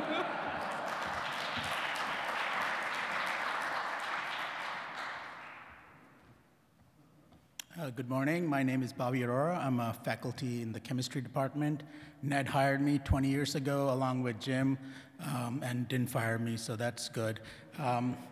Ned and I and Neville started doing whiskey hours once a month when Ned would be in town. So most of the time, these hours were complaining about university administration and the department chair. But what I learned is that Ned has 3 really favorite places that he would like to be. One is in his office, the second is a scientific conference, and the third, we've already heard about it, is a pub in Albany. So I really wanted to figure out how to get into this pub with Ned and figure out what he did there. And so one year I got myself invited to this Albany conversation. It happens every 2 years, and Ned and Neville set it up, and there are lots of very bad stories and bad things that happened at this conference. So I wanted to be part of this. So I asked Ned, "Ned, how do I, it's a 5-day conference, how many days should I be there?" And he said, "Unless you're a fucking idiot, you shouldn't be there more than 2 hours." So I woke up very early that morning. I drove to Albany, and my talk was around 2 p.m. So I got there around 11 o'clock, and I said, Ned, you have to take me to this pub that you're always talking about. So we went to this pub, we started talking about Escher and our authors, and I told him that, one of my favorite authors, Dostoevsky, said that a man's true nature can only be judged under extreme situation. So Ned had a twinkle in his eyes, and he said, I'm going to figure this out for you. I'm going to get you really drunk, and let's see how your talk goes. And so we sat there, we drank for a while, we stumbled back, and I said, Ned, you have to promise me one thing since you got me so drunk for this talk. You're going to ask an intelligent question at the end. So I got up there, I fumbled and tried to figure out how to give this talk, and I started saying, I want to thank everybody for allowing me to be here in Albany, and I want to dedicate this talk to Ned. And I look over, he's sitting in the first row, and he's already totally asleep and zonking. So there was that. At the end, I asked him, Ned, what the hell happened there? You were supposed to ask me a question. And he said, well, you didn't have to be so damn boring. Anyway, so we miss Ned.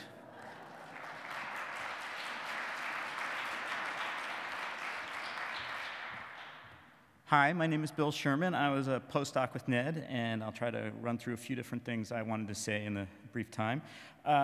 First of all, I wanted to talk a little bit about some of his background as a personal life that he didn't really talk about a whole lot, but I had an interesting exchange with him when there was a student in the lab who was having a hard time. And Ned was, he always defended his students very strongly against outside threats, but sometimes inside the lab, as we've heard, he could be a bit, he could complain at times. And I felt he was giving a hard time to a kid, and I said, look, his parents passed away recently, and he's, I'm sure he's very upset about that. And Ned said, really, I wasn't upset. And he wasn't referring to the kid's parents, he was referring to his own parents. And I felt like that was a very poignant exchange because he obviously had a very difficult youth, and he didn't talk about it much. He occasionally said things about his father dying the day after he graduated or something like that. But it's amazing that he could be so caring about his students and such, coming from a difficult early life. And I didn't get much more view of it than that. But in any case, I wanted to actually just mention, somebody said he never threw anything out of his lab. Actually, that wasn't true. He'd get these enormous stacks of journals, and he'd read through them and throw them away. They were circulating. There was an ongoing process. He read an enormous amount. And he gave us advice for how to read papers. I learned some interesting things. The first bit of advice was, who wrote it, right? And whenever you said, oh, I read something interesting, he said, forget about what you read. Who wrote it? And if it was the wrong author, he'd be like, yeah, I don't really care. I don't need to hear it. It's worthless. And if it was somebody good, then he'd be like, okay, tell me about it. And then the next bit of advice he had for reading papers was, well, look at the pictures. I was like, you mean I went through my PhD and all this stuff, and now you're telling me I need to look at the pictures? But that was what he said. That's where the data is presented in modern papers. That's how you can look at things and assess them quickly. Look at the pictures in the journal. So I thought that was kind of interesting.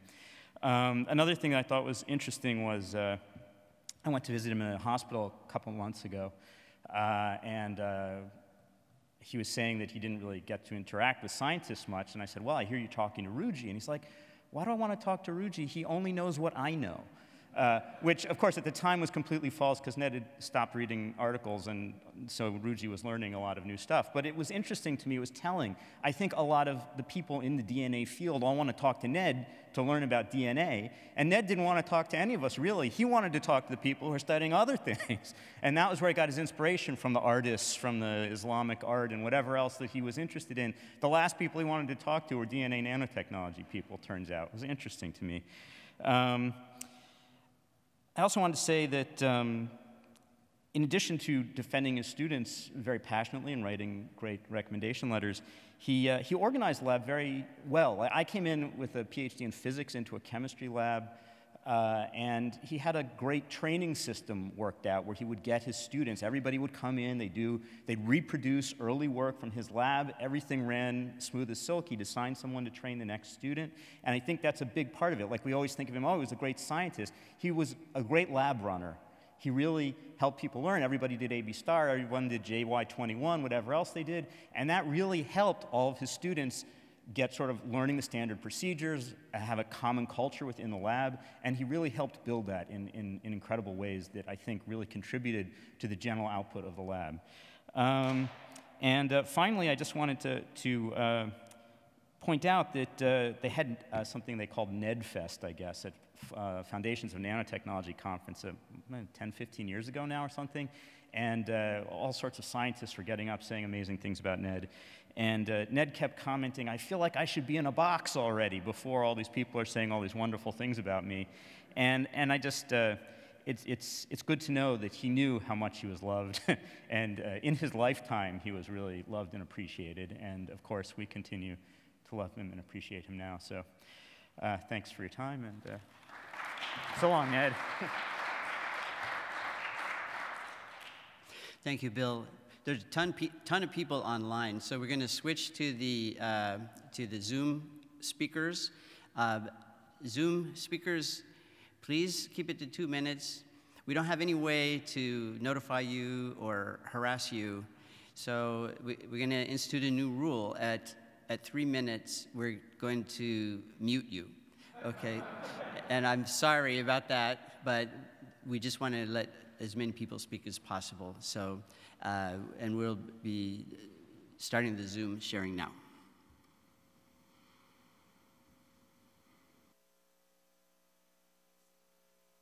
Hello, everyone. My name is Zhiyong, and I am one of the recipients that had a lifelong support from Ned.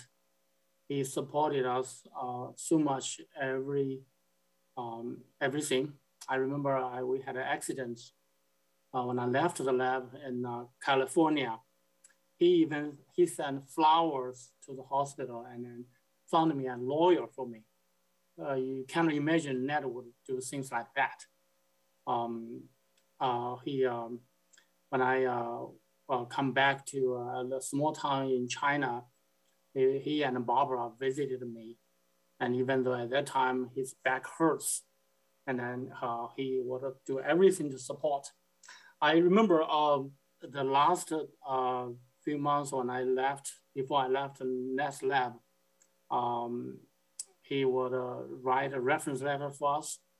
When I was asking, when I applied for some other positions, he would, in a couple of minutes, come up with a list of what works he contributed or publications he did, and then come up with reference letters. I once looked at one of the letters he stored, as Hall said, that was like several pages. One of the letters was like 7 pages. I was shocked.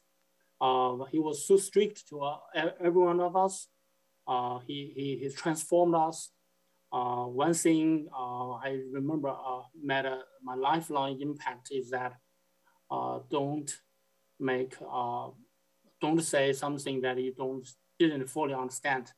You always let the data to speak, not your speculations. All the things I cannot believe. And I really enjoyed the time when we walked from Waverly to Chinatown for birthday parties. So that was the time that he was in a good mood, and I had a chance to talk and chat with him.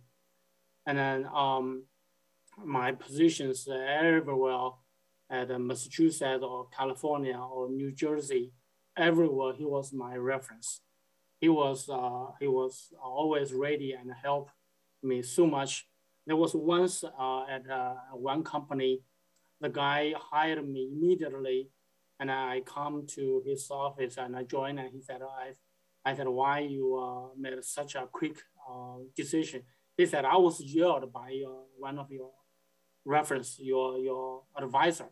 He yelled at me or said, I said, well, what kind of thing he yelled at you? He said, my students can do whatever he is interested. He can do whatever things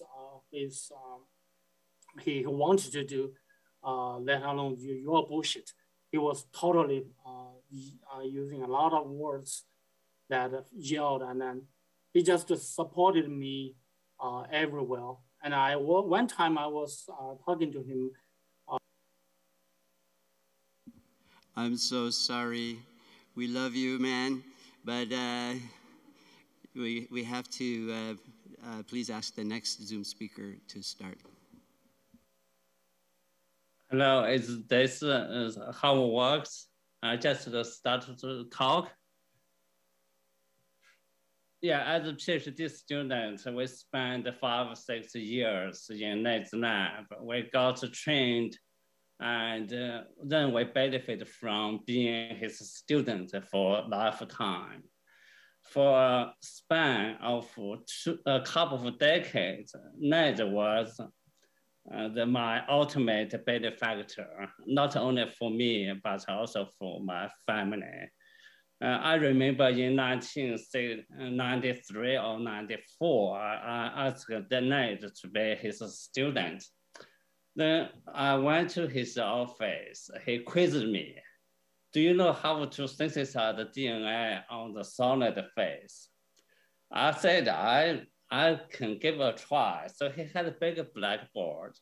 I draw some structures on the board, and I think I nailed it because I just learned 2 days ago from the biochemistry textbook.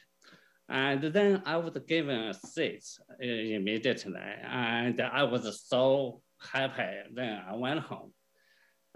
Next day, when I arrived to my desk, there was a note for me from NED. Okay, wow, what kind of handwriting? I couldn't make a single word out of it. So I asked some senior member in the lab. She said, don't be panic. It's 10 o'clock now. NED doesn't come in until noon. So I had 2 hours to figure out what NED's notes said. It's eventually, for 2 hours, I figured out. Xiaoping, you made 2 mistakes when you enter 30 nucleotide sequence on the machine.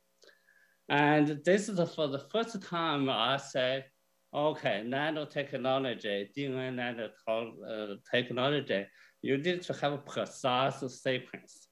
So I made 2 mismatches already in this lab.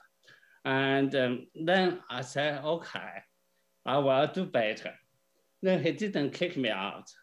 So from that day on, whenever I punch in sequences on that machine, I asked my wife, who is a graduate student as well, downstairs in different lab, to double check with me.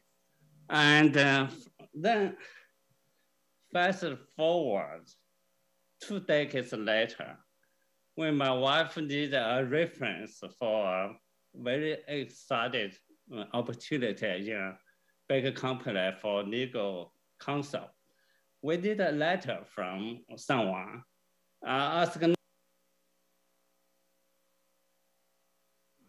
I'm so sorry. I'm going to make so many enemies, but we love that story. Please, next Zoom speaker.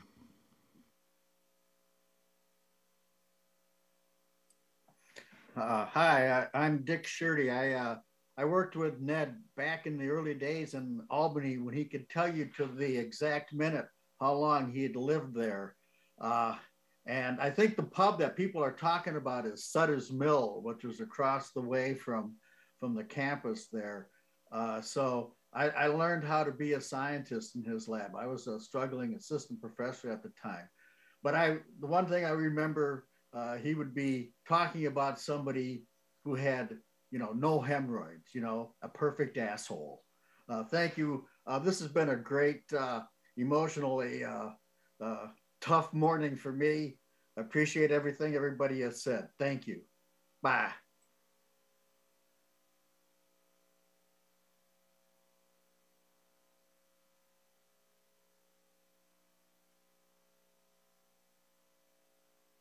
Hi, everyone. My name is Michael. I was an undergraduate researcher in Ned's lab from 2012 until 2015. I first joined Ned's lab this summer after my freshman year. Ned saw me working in the lab and he asked me, "Who are you?" I said, "I'm Michael. I'm a rising sophomore." And he said, "What does that mean?" And I said, "It means I'm going to be a sophomore in the fall." And he said, "So why didn't you just say that?" The typical Ned comment. So Ned's lab was my introduction to scientific research, and it holds a special place in my life and my heart because I actually met my wife in his lab, who was also an undergraduate researcher at the time. We are both now scientists at Yale, and Ned has been supportive of our careers ever since our days as undergraduates in his lab. And we really appreciate this memorial. It's been really special. Yeah, thank you. And Ned really always made me feel seen as a scientist, and I'll forever be thankful for that.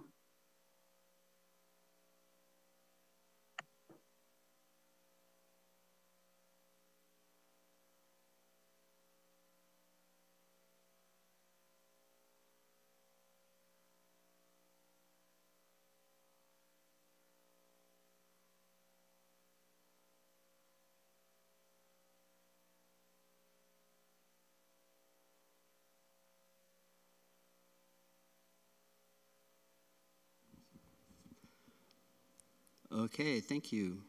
Let's thank all of the speakers warmly as I walk up to the other microphone.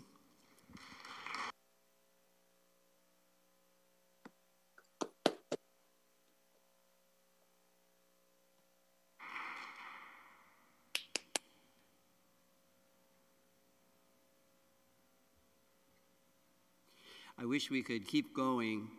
There are so many people who are here and who are online that I would love to hear a comment from. And I apologize for all of you that we didn't invite to speak, and especially to those of you that we cut off. But you know, this is a way you make enemies in the academic world. And some of the speakers are like National Academy members and things like that. But anyway, I want to invite Barbara to come up and share a couple of words.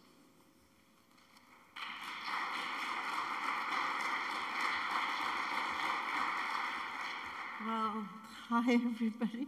I'm going to be really short because we want to finish this. First of all, I just want to thank everybody for coming and for caring, and I'm just really moved by how many lives Ned has touched, and I love the stories, many of which I had never heard before, so that was just great. I just want to quickly thank some people, Ned's caregivers and those who visited him in the hospital meant just so much during that time. The Judson team, Melissa and Zach, I mean, you've just been amazing, and I'm so glad that we're able to be here at this amazing place at Judson, including Zach, the tech team. Oh my goodness, Gil and Sophia, like without you, none of this would be able to happen. So, like totally amazing. Also the team who helped put all this together, Tosan, Simon, Brandon, Yoel, Ruji, and of course Julie and Jim. I have no words to express how I feel about that, but you know what I want. But I especially wanted to thank Yoel and Ruji, that they have been there in every way for Ned and for me. I mean, they are his true family, and as I always say about Ruji, that I always call Ruji Ned's real wife. So, you know, and Ruji knows that. And of course my sister Liz and my brother Donald, who's been with me like every step of the way doing all this. So just thank you all for everything. He would have so much loved this, and it's just what he would have wanted. So, so thank you again for everything.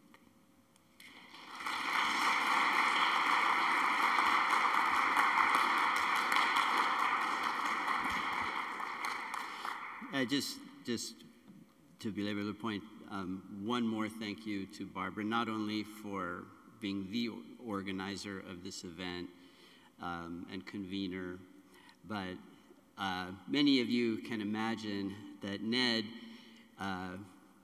he was not a very good patient. And somehow Barbara just kept loving on him during a time when he really needed somebody to do that.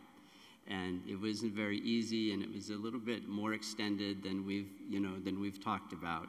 And so I just want to say, Barbara, thank you for taking care of our friend. So.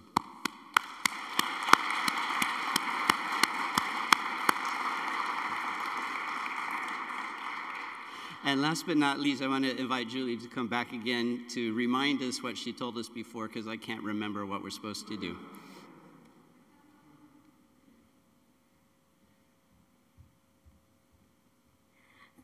Thank you. Don't feel bad. I barely remember myself. I'm so moved hearing everybody's words, and they're not really surprising. I mean, everybody who loved Ned knows that everyone else loved Ned, and but it's just so good to be together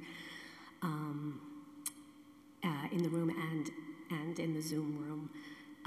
Anyway, I just wanted to say, I said before briefly I was trying to be super quick, and I actually wasn't sure I was going to get another chance to be up here, that Ned specifically requested that we have food that he liked. And somebody earlier mentioned he liked good restaurants, not fancy ones. But there isn't a lot of food Ned didn't like. He just didn't like Nouvelle cuisine, big plate, small food. But anyway, we have a couple of items that we think are some of Ned's favorites. Bagel, sesame bagel with a tiny bit of cream cheese and a huge amount of lox was Ned's personal favorite. But we have just an assortment for you. And they're all mini bagels in a little bag with a chocolate chip cookie, which Ned was not supposed to have, but he liked. And then, of course, it wouldn't be complete without something Chinese, and so we have dumplings, which are pandemic-friendly and easy to carry, and there's veggie ones, and pork ones, and chicken ones, and some sesame pancakes, but hopefully you'll find something, and it's all packaged to go for anyone who wants to stay super COVID safe, and for anyone who would rather eat than be COVID safe. We ask that you grab something. There's some coffee, tea, cold water, and come back into this area of the church. Melissa calls it the wooden floor area, but that makes it sound like we don't want you to make a mess on the rug. And what it really means is this is where the air circulation is and where the chairs are. So just grab something if you want to stay and come back. You can move the chairs around, make a circle, sit wherever you like. But just the back area that you can see the balcony hangs over, and it's just a little bit more of a cramped space. So one other thing is, again, I just want to remind you to sign the guest book. I think it means so much, and don't worry about smushing into a little space. I see like 20,000 people signed one page, so take as much space as you want. And along those lines, a lot of people have been sending me their remembrances for our memorial page.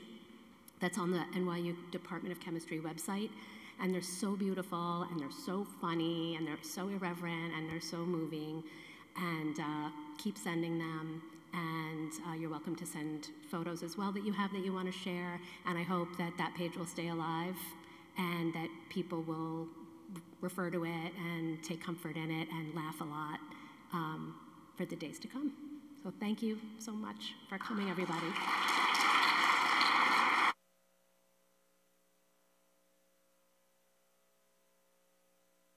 Makes us strong.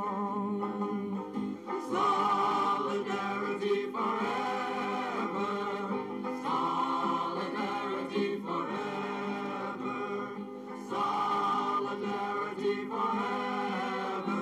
For the union makes us strong. They have taken untold millions that they never toiled to earn, but without our brain and muscle, not a single wheel can turn. We can break their haughty power, gain our freedom when we learn that the union makes us strong. Solidarity.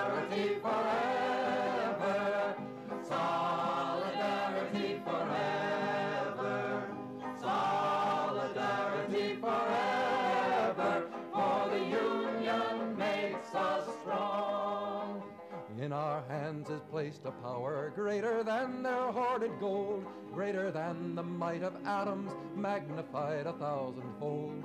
We can bring to birth a new world from the ashes of the old, for the union makes us strong. Solidarity forever, solidarity forever, solidarity forever, for the union makes us strong.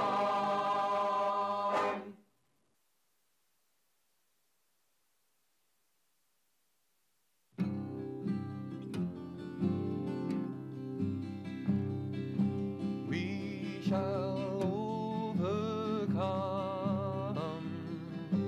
We shall overcome. We shall overcome someday.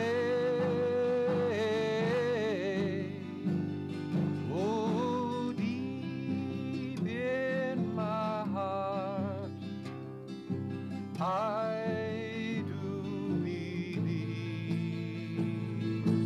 we shall overcome someday. We'll walk hand in hand. We'll walk hand in hand. We'll walk hand in hand someday.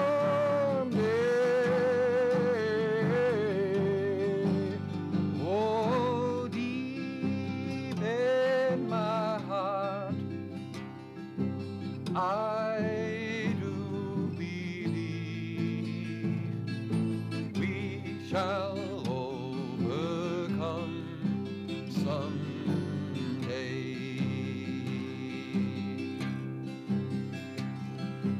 We shall live in peace. We shall live in peace. We shall live in peace someday.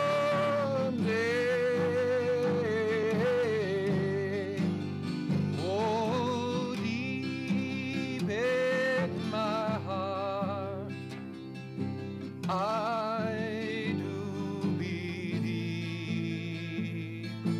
we shall overcome someday. We shall all be free. We shall all be free. We shall all be free someday.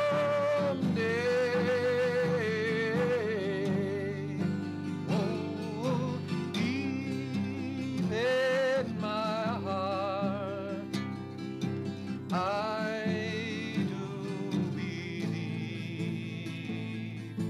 we shall overcome someday. We are not afraid. We are not afraid. We are not afraid today.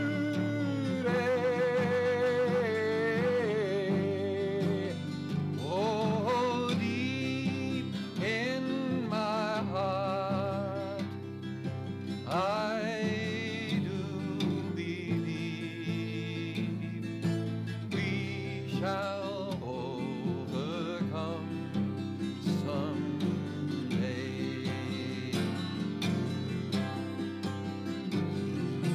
We shall overcome. We shall overcome. We shall overcome someday.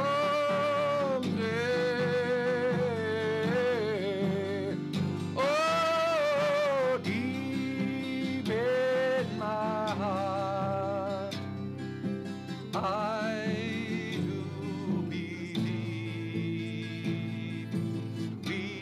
shall overcome someday.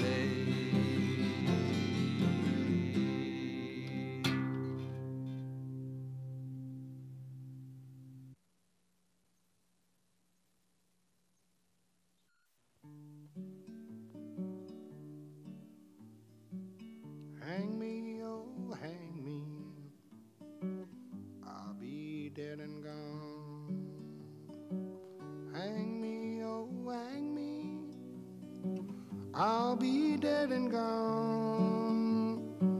Wouldn't mind the hanging, but the laying in the grave so long, poor boy, I've been all around this world.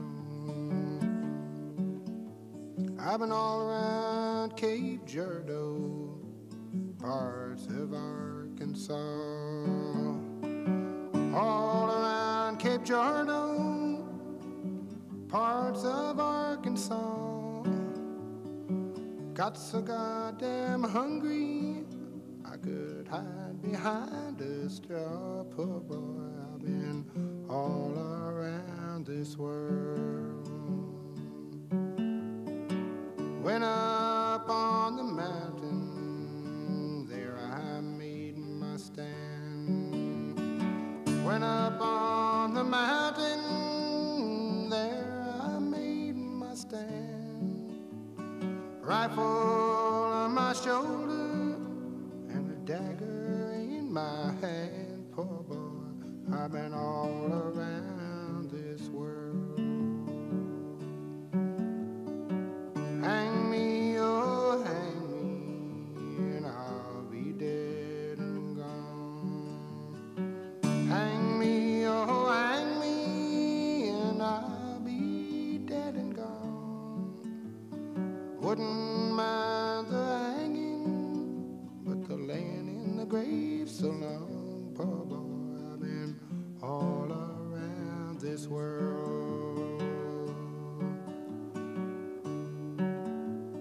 Put the rope around my neck, hung me up so high. Put the rope around my neck, hung me up so high. Last words I heard him say, won't be long now for you die. Poor boy, I've been all around this world. Hang me, oh, hang me, and I'll be dead and gone. Hang me, oh, hang me, I'll be dead and gone. Wouldn't mind the hanging, but the laying in the grave so long. Poor boy, I've been all around this world.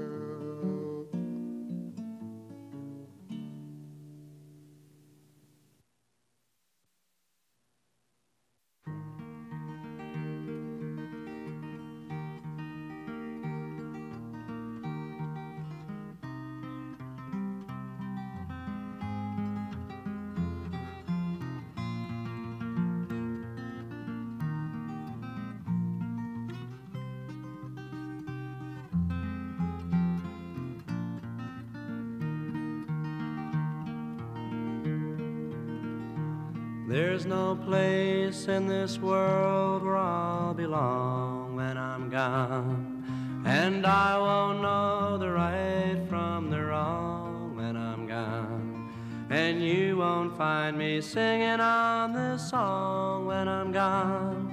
So I guess I'll have to do it while I'm here. And I won't feel the flowing of the time when I'm gone. All the pleasures of love will not be mine when I'm gone. My pen won't pour a lyric line when I'm gone. So I guess I'll have to do it while I'm here. And I won't breathe the bracing air when I'm gone. And I can't even worry about my cares when I'm gone. Won't be asked to do my share when I'm gone, so I guess I'll have to do it while I'm here. And I won't be running from the rain when I'm gone, and I can't even suffer from the pain when I'm gone. Can't say who's to praise and who's to blame when I'm gone, so I guess I'll have to do it while I'm here. Won't see the golden of the sun when I'm gone, and the evenings and the mornings will be one when I'm gone. Can't be singing louder than the guns while I'm gone, so I guess I'll have to do it while I'm here. All my days won't be dances of delight when I'm gone, and the sands will be shifting from my side when I'm gone. Can't add my name into the fight while I'm gone, so I guess I'll have to do it while I'm here. And I won't be laughing at the lies when I'm gone, and I can't question how or when or why when I'm gone. Can't live proud enough to die when I'm gone, so I guess I'll have to do it while I'm here. There's no place in this world where I'll belong when I'm gone, and I won't know the right from the wrong when I'm gone. And you won't find me singing on this song when I'm gone, so I guess I'll have to do it. I guess I'll have to do it. Guess I'll have to do it while I'm here.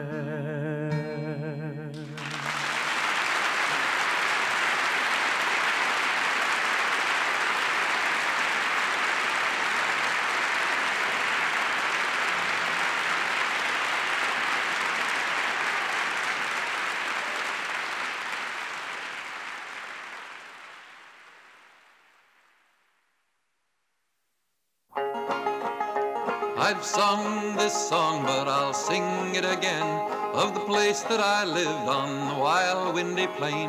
In the month of April, the county called Grey. Here's what all of the people there say: so long, been good to know you.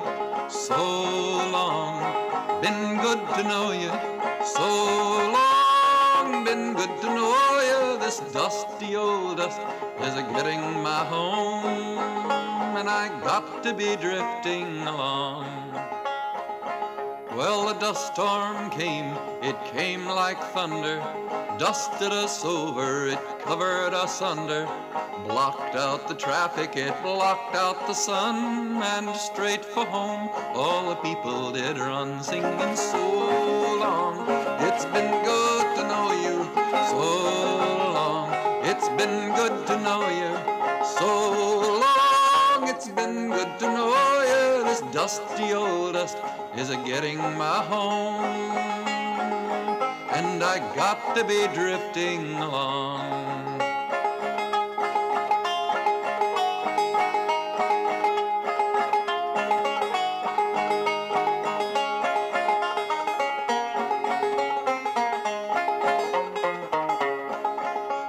Sweethearts, they sat in the dark and they sparked, they hugged and they kissed in that dusty old ark.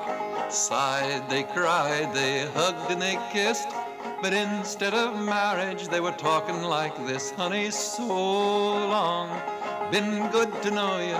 So long, it's been good to know you. So long, it's been good to know you. This dusty old dust is a-getting my home, and I got to be drifting along. Now the telephone rang and it jumped off the wall. That was the preacher, he's making his call. He said, kind friends, this may be the end, You got your last chance at salvation of sin. Well, the churches were jammed, the churches were packed. That dusty old dust storm, it blew so black. The preacher could not read a word of his text. He folded his specs, took up collection, said, so long, it's been good to know you. So long, it's been good to know you. So long, been good to know you. This dusty old dust is getting my home. And I got to be drifting along now. It's so long, been good to know you. So long, it's been good to know you.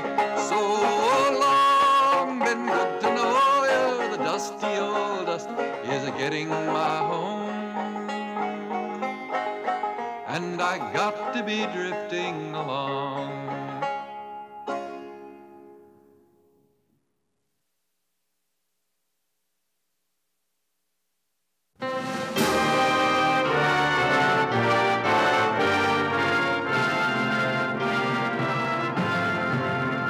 Stand up, all victims of oppression, for the tyrants fear your might. Don't cling so hard to your possessions, for you have nothing if you have no rights. Let racist ignorance be ended, for respect makes the empires fall. Freedom is merely privilege extended, unless enjoyed by one and all. So brothers and sisters, for the struggle carries on. The Internationale unites the world in song. So comrades, come rally, for this is the time and place. The international ideal unites the human race. Let no one build walls to divide us, walls of hatred nor walls of stone. Come greet the dawn and stand beside us, we'll live together